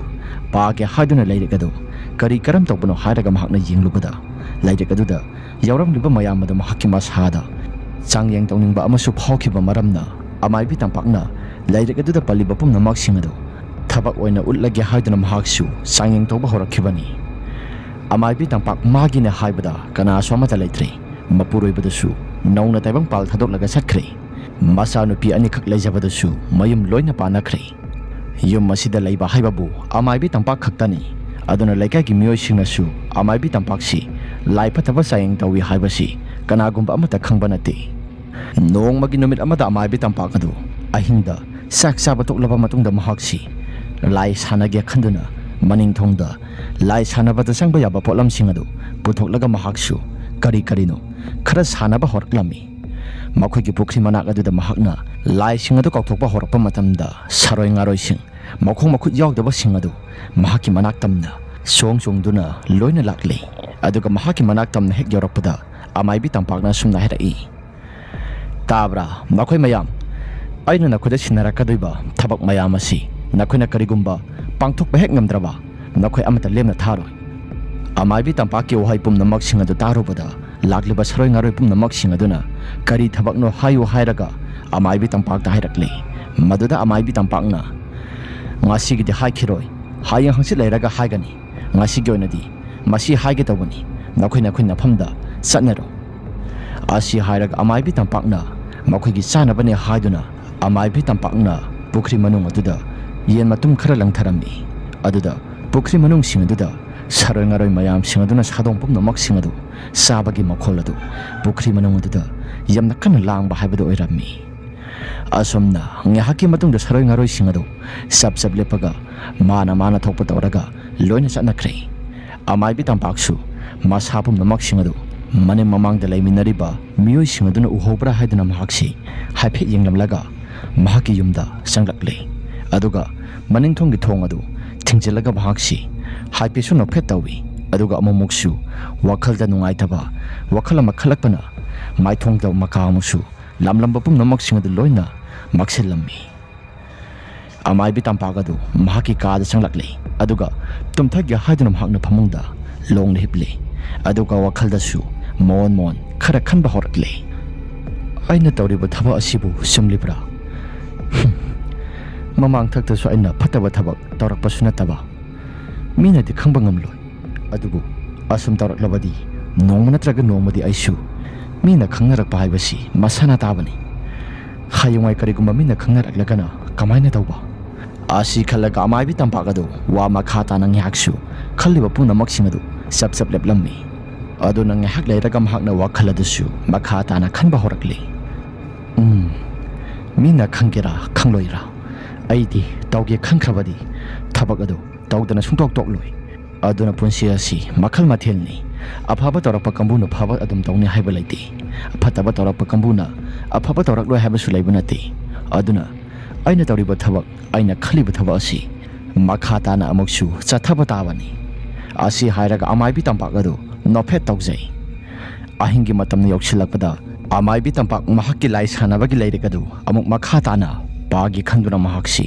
ꯐꯃꯨꯡꯗ ꯄꯨꯁꯤꯜꯂꯛꯂꯤ꯫ ꯑꯗꯨꯒ ꯂꯥꯏꯔꯤꯛ ꯑꯗꯨ ꯃꯈꯥ ꯇꯥꯅ ꯄꯥꯊꯔꯒ ꯃꯃꯥꯡ ꯊꯣꯡꯂꯣꯝꯗ ꯃꯍꯥꯛ ꯑꯁꯤ ꯇꯞꯅ ꯊꯣꯔꯛꯂꯤ꯫ ꯃꯗꯨꯒꯤ ꯃꯇꯨꯡ ꯇꯥꯔꯛꯄꯗ ꯃꯍꯥꯛꯅ ꯃꯅꯤꯡ ꯃꯃꯥꯡ ꯑꯗꯨ ꯃꯤꯅ ꯄꯨꯡꯆꯤꯛ ꯆꯤꯛꯂꯕ꯭ꯔꯥ ꯍꯥꯏꯗꯨꯅ ꯃꯍꯥꯛꯅ ꯂꯩꯗꯨꯅ ꯌꯦꯡꯂꯝꯃꯤ꯫ ꯑꯍꯤꯡꯒꯤ ꯃꯇꯝ ꯑꯣꯏꯕꯅ ꯃꯤꯆꯤꯛ ꯃꯤꯔꯥꯎꯈꯣꯜ ꯀꯅꯥꯒꯨꯝꯕ ꯑꯃꯠꯇꯒꯤ ꯃꯈꯣꯜꯁꯨ ꯑꯃꯠꯇ ꯇꯥꯔꯝꯗꯦ꯫ ꯂꯩꯀꯥꯏꯒꯤ ꯃꯪꯇꯝꯅ ꯃꯍꯥꯛꯅ ꯂꯥꯛꯂꯒꯦ ꯈꯟꯗꯨꯅ ꯂꯩꯀꯥꯏꯒꯤ ꯃꯪꯇꯝꯅ ꯃꯍꯥꯛꯅ ꯂꯥꯛꯂꯝꯃꯤ꯫ ꯑꯃꯥꯏꯕꯤ ꯇꯝꯄꯥꯛꯅ ꯑꯁꯨꯝ ꯂꯥꯛꯄꯗ ꯂꯩꯀꯥꯏꯒꯤ ꯃꯪ ꯑꯗꯨꯁꯨ ꯌꯧꯔꯛꯂꯦ꯫ ꯂꯩꯀꯥꯏꯒꯤ ꯃꯪ ꯍꯦꯛ ꯌꯧꯔꯛꯄꯗ ꯂꯩꯀꯥꯏꯒꯤ ꯃꯪ ꯑꯗꯨꯗ ꯀꯅꯥ ꯂꯩꯀꯥꯏꯒꯤ ꯃꯤꯁꯤꯡ ꯂꯥꯛꯄ꯭ꯔꯥ ꯍꯥꯏꯗꯨꯅ ꯃꯍꯥꯛꯅ ꯌꯦꯡꯉꯤ꯫ ꯑꯗꯨꯕꯨ ꯅꯥꯀꯜꯗ ꯀꯅꯥꯒꯨꯝꯕ ꯑꯃꯠꯇ ꯂꯥꯛꯄꯒꯤ ꯃꯃꯤ ꯎꯗꯕꯗꯨꯗ ꯑꯃꯥꯏꯕꯤ ꯇꯝꯄꯥꯛ ꯑꯗꯨ ꯃꯍꯥꯛꯅ ꯍꯥꯏꯐꯦꯠꯇꯤ ꯌꯦꯡꯂꯒ ꯃꯪ ꯑꯗꯨꯒꯤ ꯃꯅꯨꯡꯗ ꯃꯍꯥꯛ ꯆꯪꯁꯤꯟꯈ꯭ꯔꯦ꯫ ꯆꯐꯨ ꯃꯆꯥ ꯑꯃ ꯂꯧꯊꯣꯔꯛꯂꯕ ꯃꯇꯨꯡꯗ ꯉꯔꯥꯡ ꯅꯍꯥꯟ ꯁꯤꯈꯤꯕ ꯅꯨꯄꯤ ꯃꯆꯥ ꯑꯗꯨꯒꯤ ꯃꯍꯥꯛꯀꯤ ꯑꯁꯤꯕ ꯍꯛꯆꯥꯡ ꯃꯩ ꯊꯥꯈꯤꯕꯒꯤ ꯎꯠ ꯑꯗꯨ ꯑꯃꯥꯏꯕꯤ ꯇꯝꯄꯥꯛꯅ ꯂꯧꯊꯣꯛꯇꯨꯅ ꯃꯍꯥꯛꯁꯤ ꯈꯨꯖꯣꯞ ꯑꯅꯤ ꯑꯍꯨꯝ ꯂꯧꯊꯣꯛꯂꯛꯂꯒ ꯆꯐꯨ ꯃꯆꯥꯗꯨꯗ ꯍꯥꯞꯆꯤꯜꯂꯤ꯫ ꯑꯗꯨꯝꯅ ꯍꯦꯛ ꯍꯥꯞꯆꯤꯟꯕ ꯂꯣꯏꯕꯒ ꯑꯃꯥꯏꯕꯤ ꯇꯝꯄꯥꯛ ꯑꯗꯨꯁꯨ ꯃꯄꯥꯟꯂꯣꯝꯗ ꯊꯣꯔꯛꯂꯦ꯫ ꯑꯩꯅ ꯇꯧꯔꯤꯕ ꯊꯕꯛ ꯄꯨꯝꯅꯃꯛꯁꯤꯡ ꯑꯁꯤ ꯂꯩꯀꯥꯏꯒꯤ ꯃꯤꯑꯣꯏꯁꯤꯡꯅ ꯎꯈ꯭ꯔꯕꯗꯤ ꯑꯐꯕꯗꯤ ꯑꯃꯠꯇ ꯑꯣꯏꯔꯔꯣꯏ꯫ ꯑꯩ ꯌꯨꯝꯗ ꯈꯤꯇꯪ ꯊꯨꯅ ꯌꯥꯡꯅ ꯍꯟꯗꯕ ꯌꯥꯗꯦ꯫ ꯑꯁꯤ ꯈꯜꯂꯒ ꯑꯃꯥꯏꯕꯤ ꯇꯝꯄꯥꯛ ꯑꯗꯨ ꯃꯌꯨꯝꯗ ꯈꯤꯇꯪ ꯊꯨꯅ ꯌꯥꯡꯅ ꯄꯔꯞ ꯂꯥꯛꯈꯤ꯫ ꯑꯃꯥꯏꯕꯤ ꯇꯝꯄꯥꯛꯅ ꯃꯌꯨꯝꯗ ꯌꯧꯔꯛꯄ ꯃꯇꯝꯗꯗꯤ ꯃꯍꯥꯛꯀꯤ ꯇꯨꯡꯗ ꯃꯤ ꯑꯃꯅ ꯃꯍꯥꯛꯀꯤ ꯃꯇꯨꯡꯗ ꯏꯟꯅꯔꯛꯄꯒꯤ ꯃꯇꯧ ꯑꯃ ꯇꯧꯔꯤꯕꯗꯨ ꯑꯃꯥꯏꯕꯤ ꯇꯝꯄꯥꯛꯁꯨ ꯇꯥꯕ ꯍꯧꯔꯛꯂꯝꯃꯤ꯫ ꯑꯃꯥꯏꯕꯤ ꯇꯝꯄꯥꯛꯅ ꯂꯩꯊꯣꯛꯂꯒ ꯌꯦꯡꯂꯨꯕ ꯃꯇꯝꯗ ꯃꯍꯥꯛꯇꯤ ꯃꯥꯏꯕꯤꯅꯤꯅ ꯂꯣꯏꯅ ꯎꯔꯦ꯫ ꯇꯨꯡ ꯊꯪꯕ ꯁꯔꯨꯛ ꯑꯗꯨꯗ ꯐꯤꯠ 5ꯃꯨꯛꯇꯪ ꯂꯥꯞꯅꯔꯒ ꯂꯩꯕ ꯑꯃꯥꯏꯕꯤ ꯇꯝꯄꯥꯛꯀꯤ ꯃꯍꯥꯛꯀꯤ ꯃꯅꯥꯛ ꯌꯥꯝꯅ ꯅꯛꯅ ꯁꯤꯈꯤꯕ ꯅꯨꯄꯤ ꯃꯆꯥꯗꯨꯒꯤ ꯃꯊꯋꯥꯏ ꯃꯤꯔꯦꯜꯁꯤꯡ ꯑꯗꯨ, ꯃꯃꯥꯏ ꯅꯥꯀꯜ ꯅꯥꯝꯃ ꯑꯃ, ꯃꯩꯅ ꯆꯥꯛꯈꯤꯕ ꯁꯛꯇꯝ ꯑꯃ, ꯑꯃꯥꯏꯕꯤ ꯇꯝꯄꯥꯛꯇ ꯁꯤꯈ꯭ꯔꯕ ꯅꯨꯄꯤ ꯃꯆꯥꯗꯨꯒꯤ ꯊꯋꯥꯏ ꯃꯤꯔꯦꯜ ꯑꯗꯨꯅ ꯄꯦꯔꯤ ꯇꯧꯔꯒ ꯑꯃꯥꯏꯕꯤ ꯇꯝꯄꯥꯛꯇ ꯃꯍꯥꯛꯅ ꯌꯦꯡꯂꯤꯕꯗꯨ ꯑꯃꯥꯏꯕꯤ ꯇꯝꯄꯥꯛꯁꯨ ꯎꯔꯛꯈꯤ ꯃꯗꯨ ꯎꯔꯛꯄꯗꯒꯤ ꯑꯃꯥꯏꯕꯤ ꯇꯝꯄꯥꯛ ꯑꯗꯨ ꯃꯆꯤꯟꯗ ꯑꯁꯨꯝꯅ ꯍꯥꯏꯔꯛꯈꯤ ꯍꯥꯏ ꯅꯪꯒꯤ ꯎꯠ ꯑꯁꯤ ꯑꯩꯅ ꯌꯥꯝꯅ ꯃꯔꯨ ꯑꯣꯏꯕ ꯊꯕꯛꯇ ꯁꯤꯖꯤꯟꯅꯒꯗꯧꯔꯤ ꯃꯁꯤꯗ ꯅꯪꯅ ꯑꯩꯒꯤ ꯊꯕꯛꯇ ꯌꯦꯠꯂꯛꯀꯅꯨ ꯀꯔꯤꯒꯨꯝꯕ ꯁꯤꯈ꯭ꯔꯕ ꯊꯋꯥꯏ ꯅꯪꯅ ꯑꯩꯉꯣꯟꯗ ꯑꯩꯅ ꯇꯧꯔꯤꯕ ꯊꯕꯛ ꯄꯨꯝꯅꯃꯛꯁꯤꯡ ꯑꯁꯤꯗ ꯌꯦꯛꯀꯦ ꯈꯜꯂꯛꯂꯕꯗꯤ ꯅꯍꯥꯛꯀꯤꯅ ꯊꯋꯥꯏ ꯑꯗꯨ ꯁꯥꯟꯇꯤ ꯑꯣꯏꯅ ꯂꯩꯍꯟꯕ ꯂꯩꯍꯟꯗꯕ ꯍꯥꯏꯕꯁꯤ ꯑꯩꯒꯤ ꯈꯨꯠꯇ ꯂꯣꯏꯅ ꯂꯩ ꯑꯃꯥꯏꯕꯤ ꯇꯝꯄꯥꯛ ꯑꯗꯨꯁꯨ ꯃꯈꯨꯠꯇ ꯃꯟꯇ꯭ꯔ ꯈꯔ ꯁꯣꯜꯂꯒ ꯊꯋꯥꯏ ꯑꯗꯨꯗ ꯂꯪꯁꯤꯜꯂꯤ ꯊꯋꯥꯏ ꯑꯗꯨꯁꯨ ꯃꯟꯇ꯭ꯔ ꯂꯪꯁꯤꯟꯈꯤꯕ ꯃꯔꯝꯅ ꯇꯞꯅ ꯇꯞꯅ ꯃꯃꯤ ꯁꯥꯝꯈ꯭ꯔꯦ ꯃꯆꯤꯟꯗꯁꯨ ꯅꯣꯛꯐꯦꯠ ꯇꯧꯔꯒ ꯑꯃꯥꯏꯕꯤ ꯇꯝꯄꯥꯛ ꯑꯗꯨ ꯃꯤ ꯂꯥꯛꯄ꯭ꯔꯥ ꯂꯥꯛꯇꯕ꯭ꯔꯥ ꯍꯥꯏꯗꯨꯅ ꯃꯍꯥꯛꯅ ꯌꯦꯡꯂꯦ ꯀꯅꯥꯒꯨꯝꯕ ꯑꯃꯠꯇ ꯂꯥꯛꯇꯕ ꯎꯕꯗꯨꯗ ꯃꯌꯨꯝꯗ ꯈꯤꯇꯪ ꯈꯣꯡꯂꯩ ꯊꯨꯅ ꯍꯜꯂꯛꯂꯦ ꯃꯌꯨꯝ ꯌꯧꯔꯕ ꯃꯇꯨꯡꯗ ꯉꯁꯥꯏ ꯃꯍꯥꯛꯅ ꯍꯥꯞꯈꯤꯕ ꯆꯐꯨ ꯃꯆꯥꯗ ꯍꯥꯞꯈꯤꯕ ꯎꯠ ꯑꯗꯨ ꯐꯤ ꯑꯉꯥꯡꯕ ꯑꯃꯗ ꯍꯥꯏꯗꯣꯛꯂꯦ ꯑꯗꯨꯒ ꯑꯃꯥꯏꯕꯤ ꯇꯝꯄꯥꯛꯅ ꯀꯦꯟꯗꯜ ꯑꯃ ꯁꯨꯈꯠꯂꯕ ꯃꯇꯨꯡꯗ ꯃꯃꯥꯡꯗ ꯊꯥꯜꯂꯦ ꯑꯗꯨꯒ ꯂꯥꯏꯔꯤꯛ ꯑꯗꯨ ꯃꯈꯥ ꯇꯥꯅ ꯄꯥꯕ ꯍꯧꯔꯛꯂꯦ ꯃꯍꯥꯛꯅ ꯂꯥꯏꯔꯤꯛ ꯑꯗꯨ ꯄꯥꯕ ꯍꯧꯔꯛꯄꯗ ꯌꯨꯝ ꯑꯗꯨꯒꯤ ꯑꯀꯣꯏꯕꯗ ꯇꯥꯕꯗ ꯌꯥꯝꯅ ꯍꯩꯅꯗ꯭ꯔꯕ ꯀꯞꯄ ꯅꯣꯛꯄ ꯂꯥꯎꯕ ꯈꯣꯡꯕ ꯁꯥꯟꯅꯕꯒꯤ ꯃꯈꯣꯜ ꯀꯌꯥ ꯃꯔꯨꯝ ꯑꯃ ꯇꯥꯕ ꯍꯧꯔꯛꯂꯝꯃꯤ ꯃꯈꯣꯜ ꯃꯌꯥꯝꯁꯤꯡ ꯑꯗꯨ ꯇꯥꯔꯨꯕ ꯃꯇꯝꯗ ꯑꯃꯥꯏꯕꯤ ꯇꯝꯄꯥꯛ ꯃꯍꯥꯛꯅ ꯂꯥꯎꯔꯒ ꯍꯥꯏꯔꯛꯏ ꯍꯥꯏ ꯊꯋꯥꯏ ꯃꯌꯥꯝ ꯁꯥ ꯅꯈꯣꯏꯒꯤ ꯅꯆꯤꯟꯖꯥꯛꯇꯣ ꯑꯩꯅ ꯍꯨꯟꯕ ꯉꯝꯈꯤꯔꯣꯏ ꯍꯌꯦꯡꯋꯥꯏ ꯀꯔꯤꯒꯨꯝꯕ ꯃꯇꯥꯡ ꯆꯥꯕ ꯃꯇꯝꯗ ꯑꯩꯅ ꯅꯈꯣꯏꯒꯤ ꯃꯇꯤꯛ ꯆꯥꯕ ꯅꯆꯤꯟꯖꯥꯛꯇꯣ ꯑꯩꯅ ꯊꯥꯒꯅꯤ ꯉꯁꯤꯒꯤ ꯑꯣꯏꯅꯗꯤ ꯄꯤꯕ ꯉꯝꯂꯔꯣꯏ ꯑꯗꯨꯒ ꯀꯔꯤꯒꯨꯝꯕ ꯑꯃꯅ ꯑꯩꯅ ꯇꯧ ꯍꯥꯏꯕ ꯊꯕꯛꯇ ꯅꯈꯣꯏꯅ ꯏꯟꯒꯗꯕꯅꯤ ꯃꯗꯨꯗ ꯌꯥꯗꯕ ꯀꯔꯤꯒꯨꯝꯕ ꯊꯣꯛꯂꯕꯗꯤ ꯅꯈꯣꯏꯒꯤ ꯅꯆꯤꯟꯖꯥꯛ ꯄꯤꯔꯛꯀꯅꯤ ꯍꯥꯏꯕꯗꯨꯗꯤ ꯅꯈꯣꯏꯒꯤ ꯅꯃꯪꯗ ꯐꯥꯎ ꯁꯨꯈꯟ ꯈꯜꯂꯨꯅꯨ ꯑꯃꯥꯏꯕꯤ ꯇꯝꯄꯥꯛꯀꯤ ꯋꯥꯐꯝ ꯄꯨꯝꯅꯃꯛꯁꯤꯡ ꯑꯗꯨ ꯍꯥꯏꯈꯤꯕ ꯍꯦꯛ ꯂꯣꯏꯈꯤꯕꯒ ꯌꯨꯝ ꯑꯗꯨꯒꯤ ꯑꯀꯣꯏꯕꯗ ꯇꯧꯔꯝꯂꯤꯕ ꯇꯥꯔꯝꯂꯤꯕ ꯄꯨꯝꯅꯃꯛꯁꯤꯡ ꯑꯗු ꯆꯞ ꯆꯞ ꯍꯦꯛꯇ ꯂꯦꯞꯈꯤ ꯃꯊꯪꯒꯤ ꯅꯨꯃꯤꯠꯅꯤ ꯃꯊꯪꯒꯤ ꯅꯨꯃꯤꯠꯀꯤ ꯅꯨꯡꯊꯤꯜꯒꯤ ꯑꯁꯤꯗ ꯕꯣꯏꯅꯥꯎ ꯑꯗꯨ ꯃꯁꯤ ꯃꯦꯝꯆꯥꯗ ꯍꯥꯏꯔꯛꯏ ꯏꯆꯦ ꯉꯁꯤꯗꯤ ꯕꯣꯜ ꯁꯥꯟꯅꯕ ꯂꯣꯏꯔꯒ ꯑꯁ꯭ꯋꯥꯏꯐꯥꯎꯕ ꯏꯃꯥꯟꯅꯕꯁꯤꯡꯒ ꯆꯠꯊꯣꯛꯂꯨꯒꯦ ꯍꯣꯏ ꯑꯗꯣ ꯆꯠꯊꯣꯛꯂꯨꯔꯕꯁꯨ ꯊꯦꯡꯅꯗꯤ ꯍꯟꯖꯤꯜꯂꯛꯀꯅꯨ ꯃꯇꯝ ꯑꯁꯤ ꯃꯇꯝ ꯑꯃ ꯑꯣꯜꯂꯕꯅꯤ ꯅꯪꯒꯤ ꯅꯨꯃꯤꯠ ꯑꯗꯨ ꯀꯣꯊꯣꯛꯂꯒ ꯑꯩꯉꯣꯟꯗ ꯍꯥꯞꯀꯦ ꯍꯥꯏꯕ ꯃꯇꯝ ꯑꯗꯨ ꯌꯧꯔꯛꯂꯕꯅꯤ ꯑꯁꯤ ꯈꯪꯅ ꯅꯪꯁꯨ ꯍꯩꯅ ꯁꯤꯡꯅ ꯆꯠꯀꯗꯕꯅꯤ ꯕꯣꯏꯅꯥꯎꯁꯨ ꯃꯁꯤ ꯃꯦꯝꯆꯥꯒꯤ ꯋꯥꯐꯝ ꯑꯗꯨꯗ ꯍꯣꯏ ꯍꯥꯏꯔꯝꯃꯤ ꯑꯁꯨꯝꯅ ꯅꯨꯡꯊꯤꯜꯒꯤ ꯃꯇꯝ ꯑꯗꯨꯗ ꯕꯣꯏꯅꯥꯎꯁꯨ ꯕꯣꯜ ꯁꯥꯟꯅꯕ ꯂꯣꯏꯁꯤꯜꯂꯒ ꯃꯃꯥꯟꯅꯕ ꯑꯍꯨꯝꯒ ꯃꯈꯣꯏ ꯃꯔꯤ ꯄꯨꯂꯞꯅ ꯊꯪꯅꯕ ꯂꯩꯀꯥꯏꯗ ꯆꯠꯊꯣꯛꯈꯤ ꯃꯦꯝꯆꯥꯁꯨ ꯌꯨꯝꯒꯤ ꯊꯕꯛ ꯏꯪꯈꯥꯡ ꯃꯊꯟꯇ ꯂꯣꯏꯅ ꯇꯧꯍꯧꯏ ꯅꯨꯃꯤꯗꯥꯡꯒꯤ ꯃꯇꯝ ꯌꯧꯁꯤꯜꯂꯛꯄꯗ ꯃꯦꯝꯆꯥꯁꯨ ꯙꯨꯛ ꯊꯣꯡꯃꯩ ꯊꯥꯟꯈ꯭ꯔꯦ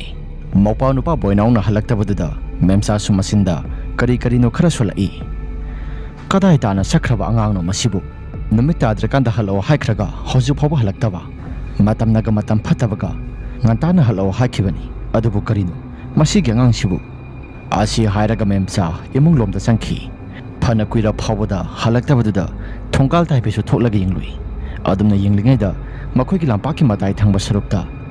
ꯃꯐꯤ ꯃꯔꯣꯜ ꯑꯃꯠꯇ ꯌꯥꯎꯗꯕ ꯅꯨꯄꯤ ꯑꯃꯒꯤ ꯁꯕꯥꯟ ꯑꯣꯏꯅꯁꯨ ꯇꯧꯕ ꯃꯀꯣꯛ ꯌꯥꯎꯗꯕꯤ ꯑꯃ ꯇꯞꯅ ꯇꯞꯅ ꯆꯠꯂꯤꯕꯗꯨ ꯃꯦꯝꯆꯥꯁꯨ ꯎꯔꯛꯂꯝꯃꯤ ꯌꯥꯝꯅ ꯃꯌꯦꯛ ꯁꯦꯡꯅ ꯎꯕꯃꯛꯇꯤ ꯅꯠꯇꯦ ꯃꯩꯒꯤ ꯃꯉꯥꯜꯅꯒ ꯐꯪꯗꯕꯒ ꯃꯦꯝꯆꯥꯁꯨ ꯀꯔꯤꯅꯣ ꯍꯥꯏꯗꯨꯅ ꯃꯨꯟꯅ ꯌꯦꯡꯉꯤ ꯃꯦꯝꯆꯥꯅ ꯌꯦꯡꯂꯤꯕꯗꯨ ꯉꯁꯥꯏ ꯃꯈꯩ ꯀꯔꯤꯅꯣ ꯍꯥꯏꯕ ꯑꯃꯠꯇ ꯈꯪꯕꯖꯥꯠ ꯅꯠꯇꯦ ꯑꯗꯨꯕꯨ ꯇꯁꯦꯡꯅ ꯃꯍꯥꯛꯅ ꯃꯨꯟꯅ ꯌꯦꯡꯊꯣꯛꯂꯨꯕ ꯃꯇꯝꯗ ꯃꯐꯤ ꯃꯔꯣꯜ ꯌꯥꯎꯗꯕ ꯅꯨꯄꯤ ꯑꯃꯒꯤ ꯁꯕꯥꯟꯅꯤ ꯍꯥꯏꯕꯗꯨ ꯈꯪꯂꯛꯄ ꯃꯇꯝꯗ ꯃꯦꯝꯆꯥ ꯃꯁꯥꯗꯨ ꯑꯀꯤꯕ ꯐꯥꯎꯔꯛꯇꯨꯅ ꯌꯨꯝ ꯇꯝꯅ ꯆꯪꯂꯒꯦ ꯍꯥꯏꯗꯨꯅ ꯈꯣꯡꯊꯥꯡ ꯑꯗꯨ ꯑꯃ ꯑꯅꯤ ꯊꯥꯡꯕ ꯍꯧꯏ ꯃꯦꯝꯆꯥꯅ ꯈꯣꯡꯊꯥꯡ ꯑꯗꯨ ꯍꯦꯛ ꯊꯥꯡꯕ ꯍꯧꯔꯛꯄꯗ ꯂꯦꯡꯖꯨꯝ ꯑꯗꯨꯗ ꯃꯤꯁꯛ ꯑꯃꯅ ꯇꯥꯞ ꯂꯥꯎꯅ ꯄꯥꯏꯔꯛꯏ ꯃꯦꯝꯆꯥꯁꯨ ꯈꯪꯂꯗꯨꯅ ꯃꯁꯥ ꯄꯨꯝꯅꯃꯛꯁꯤꯡ ꯑꯗꯨ ꯍꯥꯏꯐꯦꯠ ꯂꯥꯎꯔꯒ ꯀꯅꯥꯅꯣ ꯍꯥꯏꯔꯒ ꯃꯃꯥꯏ ꯑꯗꯨ ꯁꯠ ꯂꯩꯊꯣꯛꯂꯒ ꯌꯦꯡꯂꯛꯏ ꯃꯦꯝꯆꯥꯅ ꯃꯃꯥꯏ ꯑꯗꯨ ꯂꯩꯊꯣꯔꯛꯄꯗ ꯃꯄꯥ ꯅꯨꯄꯥ ꯕꯣꯏꯅꯥꯎ ꯑꯗꯨ ꯑꯣꯏꯔꯝꯃꯤ ꯕꯣꯏꯅꯥꯎꯅ ꯏꯆꯦ ꯀꯩꯗꯧꯔꯒꯦ ꯅꯁꯥꯗ ꯏꯄꯥ ꯄꯥꯈꯠꯂꯤꯕꯗꯨ ꯑꯁ ꯅꯪ ꯉꯟꯅ ꯍꯜꯂꯛꯄ ꯌꯥꯗ꯭ꯔꯣ ꯑꯩ ꯉꯁꯥꯏꯗꯒꯤ ꯅꯪ ꯉꯥꯏꯔꯝꯃꯤꯅꯤ ꯐꯅ ꯀꯨꯏꯅ ꯍꯜꯂꯛꯇꯕꯗꯨꯗ ꯊꯣꯡꯒꯥꯜ ꯑꯁꯤꯗ ꯊꯣꯛꯂꯒ ꯅꯪꯁꯤ ꯂꯥꯛꯂꯕ꯭ꯔꯥ ꯍꯥꯏꯗꯨꯅ ꯌꯦꯡꯂꯝꯃꯤꯅꯤ ꯉꯁꯥꯏ ꯑꯩꯅ ꯉꯟꯇꯥꯅ ꯍꯜꯂꯛꯂꯣ ꯍꯥꯏꯈꯤꯕ ꯅꯠꯇ꯭ꯔꯣ ꯂꯥꯛꯑꯣ ꯆꯪꯁꯤꯜꯂꯣ ꯃꯦꯝꯆꯥꯅ ꯃꯃꯥꯡ ꯊꯥꯔꯒ ꯃꯁꯤ ꯃꯄꯥ ꯑꯗꯨ ꯏꯃꯨꯡꯂꯣꯝꯗ ꯆꯪꯂꯛꯂꯦ ꯑꯗꯨꯕꯨ ꯃꯦꯝꯆꯥꯅ ꯍꯦꯛ ꯏꯃꯨꯡꯗ ꯌꯧꯕꯒ ꯕꯣꯏꯅꯥꯎ ꯑꯗꯨ ꯂꯥꯛꯄꯒꯤ ꯃꯈꯣꯜ ꯇꯥꯗꯦ ꯍꯥꯏꯗꯨꯅ ꯇꯨꯡ ꯂꯩꯊꯣꯛꯂꯒ ꯌꯦꯡꯂꯨꯕꯗ ꯃꯄꯥ ꯅꯨꯄꯥ ꯕꯣꯏꯅꯥꯎ ꯑꯗꯨ ꯂꯩꯔꯝꯗ꯭ꯔꯦ ꯃꯄꯥ ꯅꯨꯄꯥ ꯕꯣꯏꯅꯥꯎ ꯂꯩꯔꯝꯗꯕꯗꯨꯗ ꯃꯦꯝꯆꯥꯁꯨ ꯃꯁꯥꯗꯨ ꯏꯪꯉꯛꯅ ꯕꯣꯏꯅꯥꯎꯕꯨ ꯏꯕꯨꯡꯉꯣ ꯍꯥꯏꯔꯒ ꯀꯧꯔꯛꯏ ꯑꯗꯨꯝꯅ ꯀꯧꯔꯒ ꯌꯦꯅꯈꯥꯔꯣꯝꯗ ꯆꯪꯈꯤꯕ꯭ꯔꯥ ꯍꯥꯏꯗꯨꯅ ꯃꯍꯥꯛꯅ ꯌꯦꯅꯈꯥꯗ ꯑꯃꯨꯛ ꯌꯦꯡꯉꯤ ꯑꯗꯨꯕꯨ ꯀꯅꯥꯒꯨꯝꯕ ꯑꯃꯠꯇ ꯂꯩꯕ ꯎꯔꯝꯗꯦ ꯇꯧꯔꯤꯕ ꯊꯧꯗꯣꯛ ꯄꯨꯝꯅꯃꯛꯁꯤꯡ ꯑꯁꯤꯗ ꯃꯦꯝꯆꯥꯗꯨ ꯃꯁꯥꯗ ꯀꯔꯤꯒꯨꯝꯕ ꯈꯔꯗꯤ ꯐꯥꯎꯕ ꯍꯧꯔꯛꯂꯦ ꯍꯧꯖꯤꯛꯋꯥꯏꯗ ꯆꯪꯃꯤꯟꯅꯔꯛꯈꯤꯕꯗꯨꯕꯨ ꯃꯍꯥꯛ ꯅꯠꯇ꯭ꯔꯅꯦ ꯑꯗꯨꯒ ꯀꯔꯤꯅꯣ ꯃꯁꯥ ꯂꯥꯛꯂꯕꯗꯤ ꯂꯩꯐꯝ ꯊꯣꯛꯏꯅ ꯑꯁꯤ ꯈꯜꯂꯒ ꯃꯦꯝꯆꯥꯗꯨ ꯃꯁꯥꯗꯨ ꯀꯤꯕꯅ ꯀꯔꯤꯅꯣꯃ ꯇꯧꯔꯛꯂꯦ imung lomda changsilagi haiduna thong adu satlauna imung lomda changsilaba matungda thingjelli nge haki matung minute 15 mu leiraba matungda boinau su yumda halakle boinau na thong adu thillaga isi haina masi memsa bu yamna khana kana korokle memsa su ngasai thokiba thodo pumnamak singadana masado akibana karigumba khradi phawkiba maramna thong thilakliba si mapau nupa boinaura natabra haiduna wakhal dasu singnaba phawrakle tasingba maki ibungo si oiriba sala hoi oiningba mo jarasanu thong asi hangdolaga yenglaki mai asingba madi paidaba yaroi asi hairaga kendala ma sukhalli aduga mapau nupa boinaugi manaktamna mahakna thong ado hangdoke haiduna thong ado hangdokpa changlai thong ado hek hangdokpaga mapau nupa boinau ado imungda khitang thuna yangna sanglakle aduga masi memsada kedauragi isi hairaga masi memsada hanglami adubu memsadi karigumba amata haidana mapau nupa boinau ado asengbara hairaga masa pumnamak sing ado tap tap pairaga yenglammi adumna pairaga yengba matamda mapau nupa boinau ado asengbane habito khanglakle mai asengba su thalibanina mapau nupa boinau ado mahakna munne yenglaga leplammi mapau nupa boinau su pakhatlaga hangi ise kedauragi haibani ibungo nang hojikta halakpara mase memsaki ngaklaba wahang aduda boinau su halakpada ngairi haina mahakna khumlammi asumna ngihaki matungda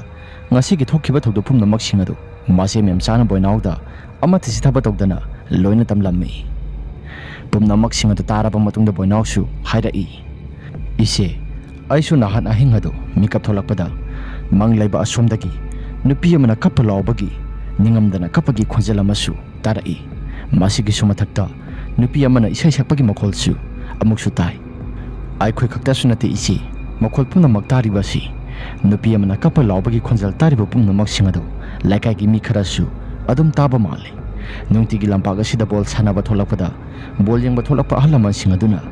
ipai pal makhoi pumnamak singadu lampaga sida tawriba pumnamak singadu makhol loina tai haina laikai gi ahalaman singsu wari watai sanabada haina rai khangdride bungo aikhogi yumsina kamarona ma laikai gi banga sikamayunana lairabanina isini poibani si asigumlaba makhol kharasu matam kharadi takhiba tari asumna phamlambadagi memsa su haugalakle aduga sak thongba sangkhre boinau su masadu ngha inghalaba matungda lairik paba mahaki kada kakhaikhre tomlamdai gi matamda memsa nam haki yumadugi akoibada khujule kham kharam mai tharaga mai khuodu loina saitho halli nomesimade karigumba amata tawrakhidre asomdana nongalakpa matamna tampaki mayumda laikai sida paisa paibada maming chatliba asobadu tampaki mayum tana laklammi asobana tampakta kaurai oine tampak leitaba salo tampak su imungda waitai rubagi masadu makhoi kaktu amata handoktaba makhai mapanda kitang thona yangna kanano hairaga mahaksu kauduna yengba thoklai ibungo sobanang oire lao mongola sita kakhlaklo asobana yamna sauna hairai yare ine ai phamba lakpa nate aingondagi pukhiba selma yamadu karamba matamna singa haibano thana khiba matam su hendorakle aduga selma yamadu singba ngamoida boiragadi kadabagi puribano asobana sauna hairagliba wafam pumnamak singaduda tampakna tapthana asumna kumlai ibungo nangi paisa mayamadu singtoknabadi aisu yamna kana hotnabani adubu ahalgi matamna goisilapani satpa suisasi kaya mangam pangdre hingkholgi mana masing khara yolaga nangi paisa do ai singnabu hotnajaragi tampaki wafam pumnamak singado taraba matungda asobudsu sauna sumna hairaklammi lakliba tang tara sida ai amok hana nangi yum asida lakani aduga paisa pumnamak singado nangna karigumba singba ngamdragadi nangi yumpham nangi laifam masi aina munba haibado masana tabani munba tabani asi hairaga asobadu yamna sauna mafi kalamaga tung ontholaga satkhre asobana tung ontholaga sakhibada mahaki matungda asobagi mathoi mami adu matungda ko inaraga sakhibadu tampakna mayek singna uhore asobagi mathoi mami aduna mapanda thoklaga matungda ko inaraga sakhibadu madu urubada amaipi tampakna masinda nokphet tawraga asumna hairai horendi nangi areba numit haibado soidana oiragani asoba tampak sunok laga mahaki imong lomda thabak pumnamak singado loisiluge hairaga sanglai Asomdana asoba mayum yauraba matungda pung nipal tarakpada madugi matam maduda mahaksi mahaki gari masada thaudoklaga thaba ama satki nungthilgi matam yaurakpada asoba mahaki thabak adu mahaki matam loiraga yumda halai asobana yumda halakpagi lambida ising puba gari truck ama laklaga asobana thoragliba gari masaduda thumjilakhi speed adu khara kana thomkibana phana sangna disillaga satlammi truck aduna asobadu mamang saka maning sakana pulap samdatlaga sakhibana asobagi makok thangba saruk adudi amata logba yadre ising puba gari thoragliba driver adusu mi thome khangbadagi mahaksu kitang thuna yangna police lomda sensinkre pawasi mathang mathang pinarakpa maramna memsaw heki laikai dasu yorakle pawadu hek yorapa matamda laikai gi miyosing adasu pawadu hek taba matamda pakhatnarami pawadu amaibi tampakti tarabanina mahaksu pawadu hek taba matamda nokphet tawi aduga masindasu asuna solai asoba nang hojikti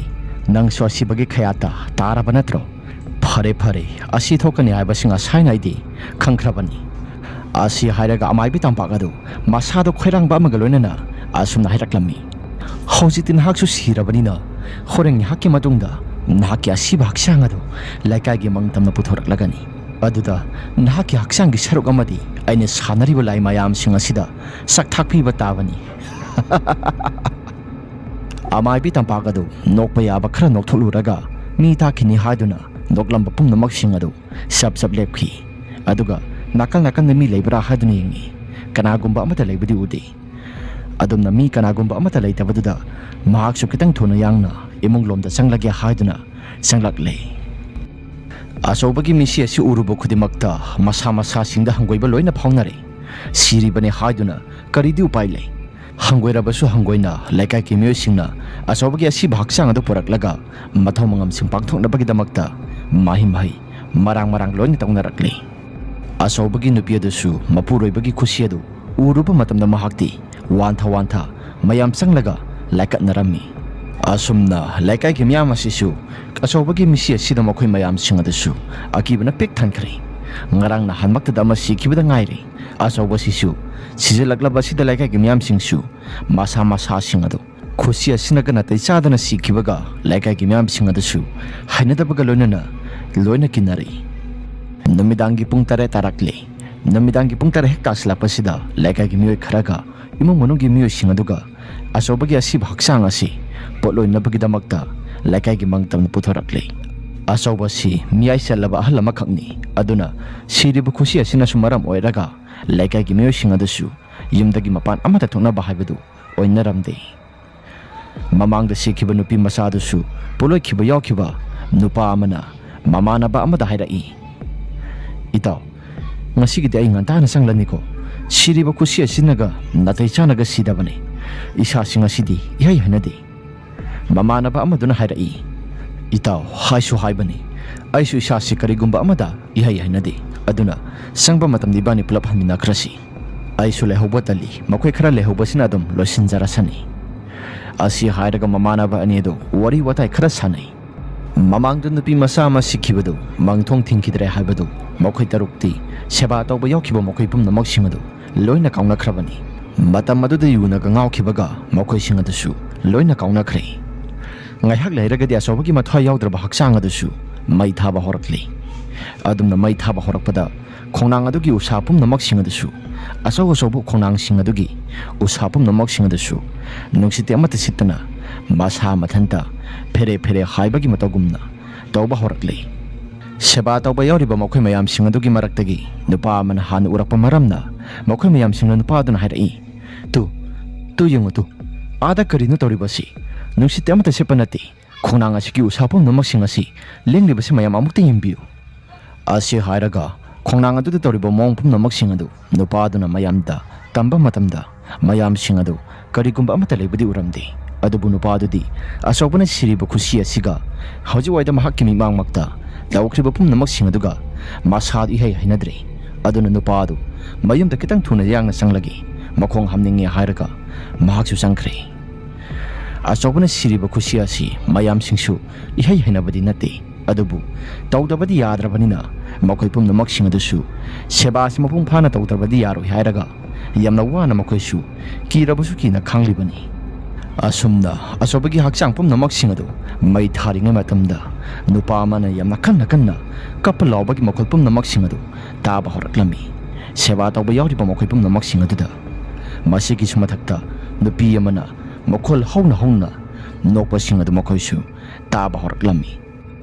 ꯄꯣꯠꯂꯣꯏꯕ ꯌꯥꯎꯔꯤꯕ ꯃꯤꯑꯣꯏꯁꯤꯡ ꯑꯗꯨꯗꯤ ꯌꯨꯁꯨ ꯑꯃꯠꯇ ꯊꯛꯅꯕ ꯅꯠꯇ꯭ꯔꯤ꯫ ꯃꯈꯣꯏꯒꯤ ꯃꯁꯥ ꯄꯨꯝꯅꯃꯛꯁꯤꯡ ꯑꯗꯨ ꯇꯧꯔꯤꯕ ꯃꯑꯣꯡ ꯃꯇꯧ ꯀꯌꯥꯁꯤꯡ ꯑꯁꯤꯗ ꯀꯤꯕꯅ ꯂꯣꯏꯅꯔꯕꯅꯤ꯫ ꯑꯗꯨꯗ ꯃꯈꯣꯏ ꯃꯌꯥꯝ ꯃꯔꯛ ꯑꯗꯨꯗ ꯈꯔ ꯑꯍꯜ ꯑꯃꯅ "ꯏꯆꯥꯁꯥ, ꯏꯅꯥꯎꯁꯥ, ꯇꯧꯔꯤꯕ ꯄꯨꯝꯅꯃꯛꯁꯤꯡ ꯑꯁꯤ ꯁꯦꯕꯥꯁꯤ ꯃꯄꯨꯡ ꯐꯥꯅ ꯂꯣꯏꯁꯤꯟꯗꯕꯗꯤ ꯌꯥꯗꯕꯅꯤꯅ ꯑꯩꯈꯣꯏ ꯀꯤꯔꯕꯁꯨ ꯀꯤꯅ ꯈꯥꯡꯈꯤꯁꯤ꯫ ꯃꯁꯤꯗꯒꯤ ꯍꯦꯟꯅ ꯍꯦꯟꯖꯤꯜꯂꯛꯂꯒꯅ ꯑꯣꯖꯥ ꯃꯥꯏꯕꯗꯨ ꯆꯥꯛ ꯆꯥꯕ ꯂꯣꯏꯔꯝꯕꯁꯨ ꯌꯥꯔꯤ꯫ ꯃꯍꯥꯛ ꯑꯗꯨ ꯑꯃꯨꯛꯇꯪꯗꯤ ꯑꯩꯈꯣꯏꯅ ꯃꯌꯨꯝ ꯆꯠꯂꯒ ꯀꯧꯔꯨꯁꯤ ꯍꯥꯏꯔꯕꯁꯨ ꯑꯩꯈꯣꯏ ꯀꯧꯔꯨꯁꯤ꯫ ꯑꯍꯜ ꯑꯗꯨꯅ ꯑꯁꯤ ꯍꯥꯏꯕ ꯍꯦꯛ ꯂꯣꯏꯈꯤꯕꯒ ꯀꯗꯣꯝꯗꯒꯤꯅꯣ ꯈꯪꯗꯦ ꯏꯈꯪ ꯈꯪꯍꯧꯗꯅ ꯃꯐꯝ ꯃꯔꯥꯡ ꯑꯃꯠꯇ ꯈꯪꯗꯅ ꯃꯥꯏꯀꯩ ꯃꯔꯤꯗꯒꯤ ꯅꯨꯡꯖꯦꯡ ꯃꯌꯥꯝ ꯑꯃꯁꯨ ꯆꯥꯏꯕ ꯍꯧꯔꯛꯂꯝꯃꯤ꯫ ꯃꯁꯤ ꯈꯛꯇꯁꯨ ꯅꯠꯇꯦ, ꯃꯐꯝ ꯃꯔꯥꯡ ꯑꯃꯠꯇ ꯈꯪꯗꯅ ꯑꯀꯣꯏꯕꯗꯁꯨ ꯈꯣꯟꯖꯦꯜ ꯃꯌꯥꯝ ꯑꯃꯅ ꯀꯞꯄ ꯅꯣꯛꯄꯒꯤ ꯃꯈꯣꯜ ꯃꯌꯥꯝꯁꯤꯡ ꯑꯗꯨꯅ ꯃꯈꯣꯏ ꯃꯌꯥꯝꯁꯤꯡ ꯑꯗꯨ ꯂꯩꯕ ꯑꯃꯠꯇ ꯉꯝꯅꯗ꯭ꯔꯦ꯫ ꯈꯣꯟꯖꯦꯜꯁꯤꯡ ꯑꯗꯨꯅ ꯄꯨꯛꯅꯤꯡ ꯅꯤꯟꯕ ꯍꯥꯏꯕꯗꯨ ꯑꯣꯏꯈꯤꯔꯝꯃꯤ꯫ ꯃꯈꯣꯏ ꯃꯌꯥꯝ ꯑꯗꯨꯁꯨ ꯀꯤꯕ ꯍꯦꯟꯃꯟꯈꯤꯕꯅ ꯃꯐꯝ ꯖꯒꯥ ꯑꯗꯨꯗ ꯂꯩꯕ ꯉꯝꯂꯛꯇ꯭ꯔꯦ꯫ ꯇꯧꯔꯤꯕ ꯄꯨꯝꯅꯃꯛꯁꯤꯡ ꯑꯗꯨꯗ ꯅꯨꯄꯥ ꯑꯃꯗꯤ ꯃꯁꯥꯁꯤꯡ ꯑꯗꯨ ꯂꯣꯏꯅ ꯀꯤꯕ ꯍꯧꯔꯛꯂꯕ ꯃꯥꯜꯂꯤ꯫ ꯃꯍꯥꯛꯇꯤ ꯌꯨꯝꯗ ꯈꯤꯇꯪ ꯊꯨꯅ ꯌꯥꯡꯅ ꯍꯜꯂꯝꯂꯒꯦ ꯍꯥꯏꯔꯒ ꯑꯁꯤꯒꯤ ꯇꯧꯔꯤꯕ ꯃꯑꯣꯡ ꯃꯇꯧ ꯀꯌꯥꯁꯤꯡ ꯑꯁꯤꯗꯤ ꯑꯩ ꯂꯩꯕ ꯉꯝꯂꯔꯣꯏ ꯍꯥꯏꯔꯒ ꯃꯍꯥꯛꯁꯨ ꯃꯌꯨꯝ ꯇꯝꯅ ꯆꯦꯟꯈ꯭ꯔꯦ꯫ ꯈꯔ ꯑꯍꯜ ꯑꯣꯏꯕ ꯅꯨꯄꯥ ꯑꯗꯨꯅ ꯆꯦꯟꯈꯤꯅꯨ ꯍꯥꯏꯕꯁꯨ ꯅꯨꯄꯥ ꯑꯗꯨꯗꯤ ꯑꯃꯠꯇ ꯌꯥꯔꯝꯗ꯭ꯔꯦ꯫ ꯃꯥꯏꯀꯩ ꯃꯔꯤꯗꯒꯤ ꯇꯧꯔꯛꯂꯤꯕ ꯄꯨꯝꯅꯃꯛꯁꯤꯡ ꯑꯗꯨ ꯅꯍꯥ ꯑꯃ ꯍꯥꯟꯅ ꯆꯦꯟꯈꯤꯕꯗꯨ ꯃꯗꯨꯒꯤ ꯃꯇꯨꯡ ꯏꯟꯅꯔꯒ ꯅꯨꯄꯥꯁꯤꯡ ꯑꯗꯨꯁꯨ ꯃꯊꯪ ꯃꯊꯪ ꯆꯦꯟꯅꯈꯤꯕꯅ ꯑꯍꯜ ꯑꯗꯨꯁꯨ ꯃꯍꯥꯛ ꯃꯊꯟꯇ ꯈꯛꯇ ꯉꯥꯏꯍꯧꯔꯦ꯫ ꯑꯗꯨꯅ ꯃꯍꯥꯛꯁꯨ ꯀꯤꯕ ꯍꯦꯟꯃꯟꯈꯤꯕꯅ ꯃꯁꯥ ꯄꯨꯝꯅꯃꯛꯁꯤꯡ ꯑꯗꯨ ꯆꯦꯟꯈꯤꯕ ꯅꯍꯥꯁꯤꯡ ꯑꯗꯨꯒꯤ ꯃꯇꯨꯡ ꯏꯟꯅꯔꯒ ꯃꯍꯥꯛꯁꯨ ꯆꯦꯟꯕ ꯍꯧꯔꯛꯂꯦ꯫ ꯃꯦꯝꯆꯥ ꯑꯃꯗꯤ ꯕꯣꯏꯅꯥꯎ ꯃꯕꯥꯅꯤꯁꯨ ꯆꯥꯛ ꯆꯥꯒꯦ ꯍꯥꯏꯗꯨꯅ ꯇꯧꯔꯤꯉꯩꯗ ꯂꯥꯎ ꯈꯣꯡꯂꯒ ꯆꯦꯟꯈꯤꯕꯒꯤ ꯃꯈꯣꯜ ꯄꯨꯝꯅꯃꯛꯁꯤꯡ ꯑꯗꯨ ꯇꯥꯔꯕꯅꯤꯅ ꯊꯣꯡ ꯑꯗꯨ ꯍꯥꯡꯗꯣꯛꯂꯒꯗꯤ ꯃꯈꯣꯏꯁꯨ ꯌꯦꯡꯂꯨꯗ꯭ꯔꯦ꯫ ꯑꯁꯣꯝꯗꯅ ꯆꯦꯟꯅ ꯆꯦꯟꯅ ꯑꯍꯜ ꯑꯃꯅ ꯍꯥꯏꯔꯛꯏ, "ꯍꯣꯏ, ꯉꯥꯏꯈꯣꯅꯦ ꯅꯈꯣꯏꯕꯨ, ꯑꯃꯨꯛꯇ ꯉꯥꯏꯈꯣꯅꯦ, ꯋꯥ ꯑꯃ ꯍꯥꯏꯔꯛꯈꯤꯒꯦꯅꯦ ꯅꯣꯏꯕꯨ"꯫ ꯑꯍꯜ ꯑꯗꯨꯅ ꯑꯗꯨꯝ ꯍꯦꯛ ꯍꯥꯏꯔꯛꯄ ꯃꯇꯝꯗ ꯅꯍꯥꯁꯤꯡ ꯑꯗꯨꯁꯨ ꯃꯪꯗꯒꯤ ꯈꯔ ꯂꯥꯞꯅ ꯆꯦꯜꯂꯛꯂꯕꯅꯤꯅ ꯃꯈꯣꯏꯁꯨ ꯀꯤꯕꯗ ꯈꯤꯇꯪꯗꯤ ꯐꯔꯦ꯫ ꯑꯗꯨꯅ ꯅꯍꯥ ꯑꯅꯤ ꯑꯃꯗꯤ ꯃꯌꯨꯝꯗ ꯆꯦꯟꯁꯤꯟꯈꯤꯕ ꯐꯥꯎꯕꯗ ꯌꯥꯎꯅꯈ꯭ꯔꯕꯅꯤ꯫ ꯑꯗꯨꯕꯨ ꯂꯩꯍꯧꯔꯤꯕ ꯅꯍꯥ ꯈꯔ ꯑꯗꯨꯗꯤ ꯃꯌꯨꯝꯗ ꯆꯦꯟꯕ ꯅꯪꯍꯧꯗꯕ ꯃꯔꯝꯅ ꯑꯍꯜ ꯑꯗꯨꯅ ꯍꯥꯏꯔꯛꯂꯤꯕꯗꯨ ꯀꯔꯤ ꯋꯥꯅꯣ ꯍꯥꯏꯗꯨꯅ ꯍꯪꯂꯛꯏ꯫ ꯂꯩꯀꯥꯏꯒꯤ ꯑꯍꯜ ꯑꯗꯨꯅ ꯃꯈꯣꯏꯅ ꯍꯪꯂꯛꯂꯤꯕ ꯄꯥꯎꯈꯨꯝ ꯑꯗꯨ ꯄꯤꯔꯒ ꯑꯁꯨꯝꯅ ꯍꯥꯏꯔꯛꯏ, "ꯉꯥꯏꯈꯣ ꯑꯉꯥꯡꯁꯥ, ꯑꯩꯈꯣꯏ ꯌꯥꯝꯗꯕꯁꯨ ꯅꯠꯇꯦ, ꯑꯗꯨꯅ ꯄꯣꯠꯂꯣꯏꯕꯅꯤ ꯍꯥꯏꯔꯒ ꯂꯥꯛꯂꯕꯅꯤꯅ ꯌꯨꯝ ꯌꯨꯝꯗ ꯂꯣꯏꯅ ꯆꯪꯅꯈ꯭ꯔꯕꯗꯤ ꯍꯌꯦꯡ ꯅꯣꯡꯉꯥꯜꯂꯒ ꯈꯣꯟꯊꯤ ꯆꯥꯕꯗꯨ ꯃꯁꯥꯅ ꯇꯥꯔꯦ꯫ ꯑꯗꯨꯅ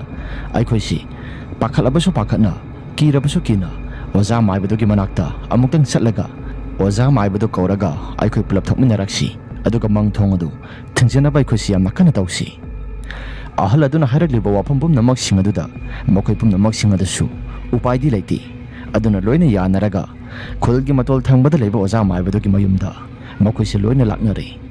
ꯑꯁꯣꯝꯗꯅ ꯇꯝꯄꯥꯛꯅ ꯃꯪ ꯑꯗꯨꯗ ꯃꯍꯥꯛꯀꯤ ꯃꯟꯇ꯭ꯔ ꯄꯨꯝꯅꯃꯛꯁꯤꯡ ꯑꯗꯨꯒꯤ ꯃꯇꯦꯡ ꯂꯧꯔꯒ ꯁꯦꯕꯥ ꯇꯧꯕ ꯂꯥꯛꯂꯝꯕ ꯃꯤꯑꯣꯏ ꯄꯨꯝꯅꯃꯛꯁꯤꯡ ꯑꯗꯨꯁꯨ ꯃꯍꯥꯛꯀꯤ ꯃꯟꯇ꯭ꯔ ꯑꯗꯨꯒꯤ ꯃꯇꯦꯡꯅ ꯂꯣꯏꯅ ꯀꯤꯗꯨꯅ ꯆꯦꯟꯅꯈ꯭ꯔꯕꯅꯤ꯫ ꯑꯗꯨꯅ ꯇꯝꯄꯥꯛꯅ ꯅꯣꯐꯦꯠ ꯇꯧꯔꯒ ꯌꯨꯝꯒꯤ ꯆꯥꯛꯈꯨꯝꯂꯣꯝꯗ ꯆꯪꯂꯛꯂꯦ꯫ ꯑꯗꯨꯒ ꯃꯈꯨꯠꯇꯁꯨ ꯊꯥꯡꯖꯧ ꯑꯃ ꯄꯥꯏꯔꯒ ꯃꯄꯥꯟꯗ ꯊꯣꯛꯂꯛꯈꯤ꯫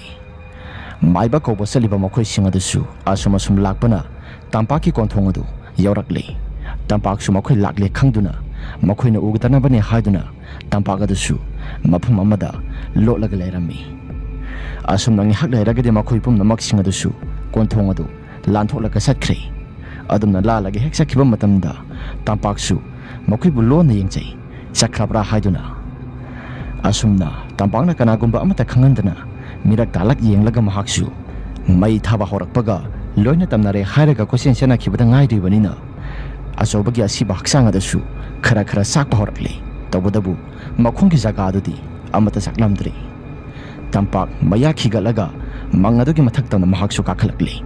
ꯑꯗꯨꯒ ꯃꯍꯥꯛꯅ ꯄꯥꯏꯔꯤꯕ ꯊꯥꯡꯆꯧ ꯑꯗꯨ ꯊꯥꯡꯒꯠꯂꯒ ꯃꯆꯤꯟꯗꯁꯨ ꯃꯨꯔꯨꯝ ꯃꯨꯔꯨꯝ ꯈꯔ ꯁꯣꯜꯂꯤ꯫ ꯑꯗꯨꯒ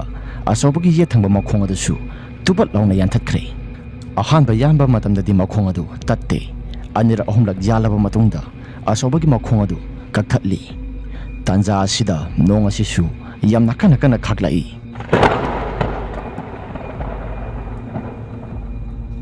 Asauba nang naibu waroganu aingonda singnarakpa khudimak lemna amata thadi tampakna kanagumba amata singnarakpa khudimakta lemna amata tharakta haibasi nangna sakhi oihoro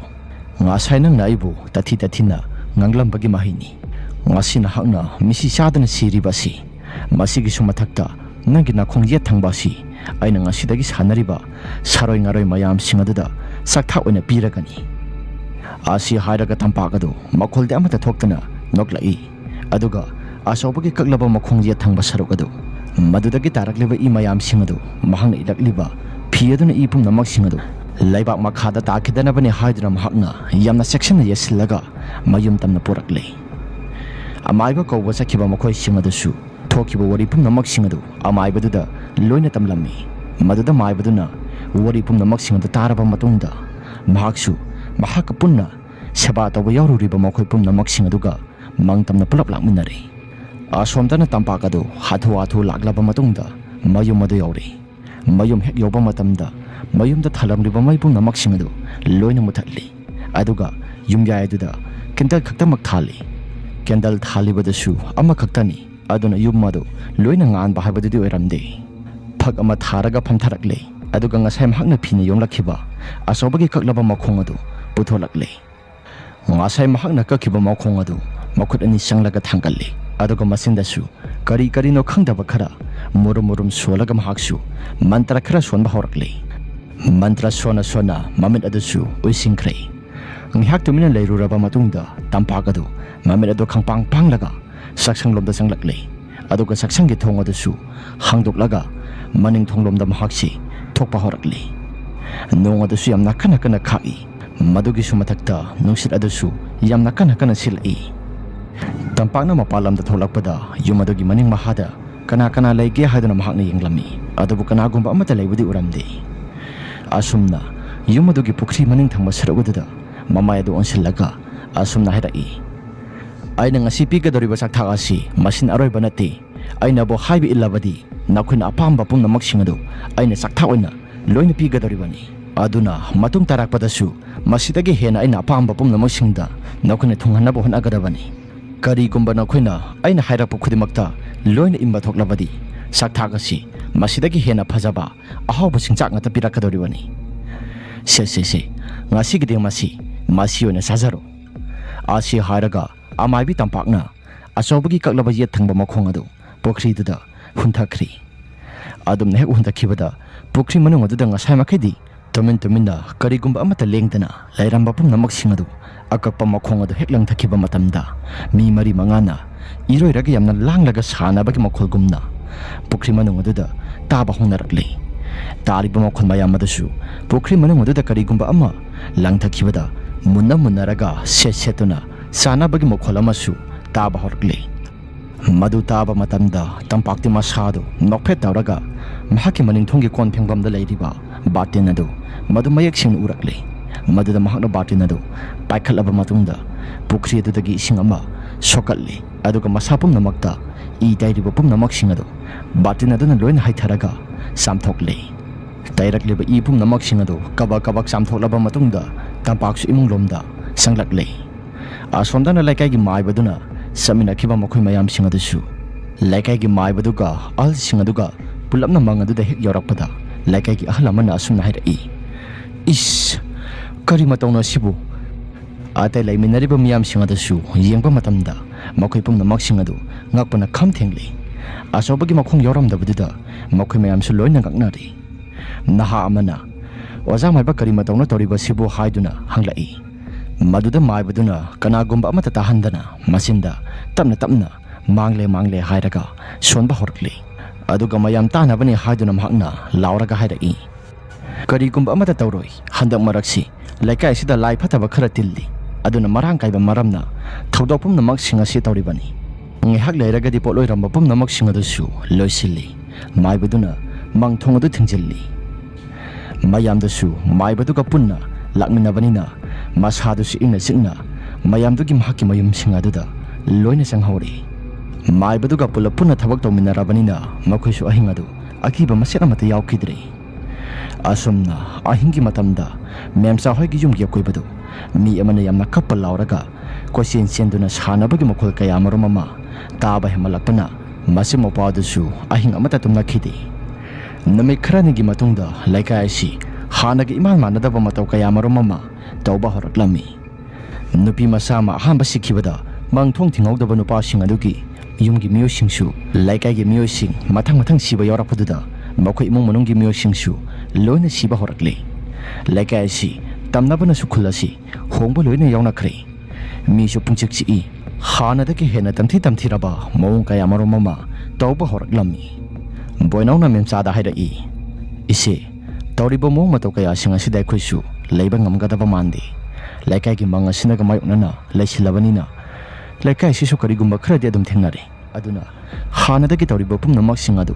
hena sathiba mong kaya marumama su tawrakle masigi sumathakta laikai gi mioi kaya marumama thawai hakchang loina katnakhre mapha marang khangtana bom turaga loina siba yongnarakle aduna idom chahoida matam kharadi aikhosu salasira laikai asi leibadi yamna ngamgadaba mandre kibana karino matawrakle idom sa haribasi boinaw gi mama ga pokminaba manaw no pini maupa nupa boinaw gi wapam pum namak singa do taraba matungda memsa na wa makhata na sum nairai ibongo hayang asi laikai gi hal sing kharasu tingani habani khulasi dhandak marak tholiba pum namak singa do mai basi da kari no yengangani hainai mai ban harapa wapam pum namak singa do taraba matungda satpu satlabasu satpu satrabasu isine pa khoisi pulwa khana minasi masigi wapam pum namak sing adu hek taba matamna boinauna su hoi isi haina kumlai asumna namisi made laika gi mioi sing amata ahingdo made sungtum tumna khidre adubu hobadagi horaga khunton phawbudu laikai masindagi na matom phawbudu adum tamna badi sunglep lamde laikai asigi sorak aduda nupi nupa masa kaya na salaga lang khotana tawbagi makhol amasung kapal lawbagi makhol pum namak sing asina tabadi amata lepa kobo laikide masidagi hendoktana laikai asida tanariba yum mayam singadu mapamarak amata khangdana nungtum gumba nungjiring gumba mayam ama tawraktuna saptra kaya marom ama tawraklami masi pum namak singasi hektaba matamda amaibi tampakti masadu noklaga khanglami haraubana sum hakimi nokadu akhaba mino ama galunina mahak sumasinda murum solaga asun hadaklami hojikti nakhoi loina khanglaba natra ai ga mayok nabada nakhina sa singada loina nokkani haibadi nakhina sapum namak singado amata khanjaba nati ai si amai bi tampak ni tampak aduna nakhina ingonda singnaba mi eng libado madu koknabagi damakta aina nakhigi thawai singado hingthat loina thatpani laikai sigi mang thong thingogdabagi khudong sabalawraga aina nakhigi na thawai singado aina hingthat loina thatpani asi hairaga amai bi tampagadu khakna noklammi asomna nongalaklaba matungda laikai gi music amasung club ki member singna tawraga laikai dogi ahal mayam singaduga loinana miyoi kharaga khulladugi maibadugi manakta lakle maibadugi mayum madu hek yorappa matamda mangolta thariba phagaduda makhoi mayam su phamalami aduga maibaduna makhoi mayam adugi mamangda thariba phagaduda phamthari aduga wari kaya marumama sanaba horakle maibaduna ragliba pum namak singadu mahaksu yengba matamda kari maramgino haibadu loina khangkhrabani adubu maibaduna wari watai sum sanarakpada laikai gi miyam singaduna wazamaiba laikai sida tawriba pum namak singadu aikhoi laiba amata ngamdre aduna wazamaibana kari karam tawraga tawriba pum namak singasi masidagi ngakthonabagi damakta pambai amatangdi yengbiyo hairaga laikai gi miyam singaduna hairakle maibadasu makhoi mayamgi wafam pum namak singaduda wade amata ngangda tumina mahaksu tumina wakhala mata khallaga lairammi maduda laikai gi ahal ama ngamu asumna hairaklammi ibungo hantak marak tawrakliba mo motaw kaya singasida laikai gi nupi angang singasi amata leiba ngamnadre misi minasu yamna toina tholakpana khullu hongnabasu mayam ama yongnakhre adunan ibungo na muktangdi pambai amutang tawdragadi masipum namak singasi aikhoi amata hingbasu ngamlakadaba mandre khulasisu khuntak lansi bahaibadu oiraklabanina ibungon amutang yengbidrabadi aikhodi mataw karamni hingani ipa ipuna thanamba hingkholasisu thadolaga sapapamoi laikai miyam gi wafam pum namak singadu taraba matungda maibaduna asumna hairaklammi laikai si mong amai tok tawre haibasi hana mangjongna inasu khangkhrabani adubu kari karam tawribano haibadu aisu ithok singkiba maramna thijulubadi sangdi phare yengdabadi yadrabanina yengnaba tawrasi asi hairaga maibadasu imunglomda changkhre aduga lai khurambada sangadaba polam pumnamak sing adu mahakna putholakuna lai khuramnaba tawrakle maibadasu mamit adu uisingkhre aduga lai khuramba hokre ngi haki matung minute manga mulai raba matungda mamit adasu usiluraba matungda mahakna tamna tamna pangtholakuna wa asumna hairaklammi thawdo pumnamak sing asi atamnana kanagomba misak amana tawge khalaga mahakna tawkhiba thabak ama khakni maibadugi wafam pumnamak sing adu tamakhoi mayamsu karino hairaga kiruk kiruk loina yengnarami maibaduna sumna hairaklammi sese nakhoi aina hariba pumnamak sing asi gyan amata tadraba male gyan tanaba damakta sugaina takisi hana laibung khudingi laigi thogal tawba salamba laikai sida maibi ama laibudo khangbra namingde panba nungaitre nakhoi mayamna su hendok thoidokna khangnaraba misakni asi hairaga mayam pumnama adu amaibi tampakne haibada makhoi mayamsu loina khangnari madugi makha tarakpada maibaduna sumna hairaklammi asawa poloibada mahaki ye thangba makhong adu yauramdabadugi maram madusu mahakna lai sanaba hemandana laigi sak thakpi nabagi damakta mahakna makhong adu kakthatlaga mahakna sanariba lai phataba pumnamak sing aduda sak thakpi nabagi damakta mahakna makhong adu kakthatlaga pukibani wahi asi tarakpa matamda mayam pumnamak sing adusu ngakpana kham thengli aduga makha tana maibaduna sumna hairaklammi laikai asigi mang asisu aina hoji hoji yengba matamda mang thong asi hangdokli aduna laikai asida misimina su yamna toina thugliba sini masigi khudong saba lauraga amaibi tampakna mahaki phataba pumnamak sing adu tanja sare khangdana mahakna mang thong hangba siga loinana mahakna phataba pumnamak sing asi satharakpani phare mayam adudi thongdubudi aina thingjimbirage hana mamang thakta laikai gi nupi masa ma sikibadu mang thong asi amutangti thingjilo hairaga aina mantra pumnamak sing adu taklaga naha tarukta thanambani adubu makhoidi laikai sida tholiba pumnamak sing asina maram oiraga kibe malaktana makhoidi yogi ni sadana maram oiraga makhoidi mangthong thingbadusu loina kaungnaraba male maibadugi wafam pumnamak sing adu taba matamda khoi saunaraba miyam pumnamak sing aduna wa tanaraba matungda laikai miyam pulap tanaraba matungda club ki president adasu wa sun hairaklammi aina su singnarapa kuirabani madugi hanubi asi adubu asengba sumbadudi khangdabanina aisu mating phudokpa ngamdabani adubu hojikti asengba sumbadu khanglabanina masigi laikai sida phatanaba tawriba pumnamak sing adu ngasidagi mahak laikai sidagi tanthokadabani laikai gi miyamna su tanthoksi haiduna warep kaya marumama laungnare warep lobolo silaba matungda thinthaba tawdena laikai gi miyam pumnamak sing adu amaibi tampaki mayumda lakle amaibi tampaki mayum madu hek yorapada nupi ani khak imunglumda sangkhraga amaibi tampakadu mapalomda sintholai sumang aduda phamalli aduga nupi mana matungdagi wa khara hairai hare hare imai pema ine tampak nangsi aikhoina di samsamna sumna khaktangi sumna laibra haiduna khallu adubu nangdi laikai sigi yeknaba mahik ama oiramene nupi amana amuk mahakpu laikai sida thamba yaroi tanthokadabani masidagi karigumba laikai sina mahakpu kangkhalabadi masidagi hena sathi sathiba laikai sida mayam ama tholakadoribani mahak thakta laikai asi pungtum tum habe tamgadoribani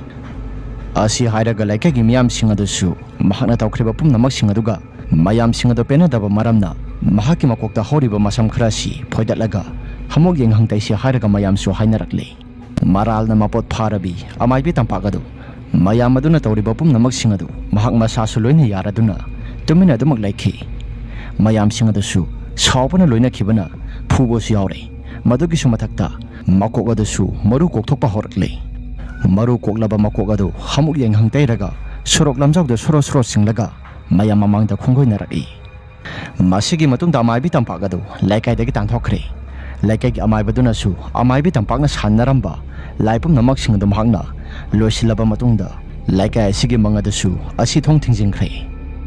numi kharani haukraba matungda hanagi matogum laikai asi nungaina adumak laikhi memsaga boinauga su mangphamadugi maya nakna lairuba maramna masimapa adasu laikai sida tawramliba pumnamak sing adu saptrapum namak sing adu loina taramba sing adu su lai adu he khuram kiba matungdagidi makhoisu karigumba amata takhidre amaibi tampak hairiba wari asi matang asida losinjari wari asi episode saba wari oibana mayam su kitang interest hanthai ai bai su khangni aduna hayengdagi horaga hanagi matagum real horror story amuksu puduna laksaragi ngasigi ti matang asida losinjaragi ꯍꯌꯦꯡꯗꯒꯤ ꯍꯧꯔꯒ ꯑꯁꯦꯡꯕ ꯊꯣꯛꯈꯤꯕ ꯋꯥꯔꯤ ꯑꯃ ꯍꯧꯖꯔꯛꯂꯒꯦ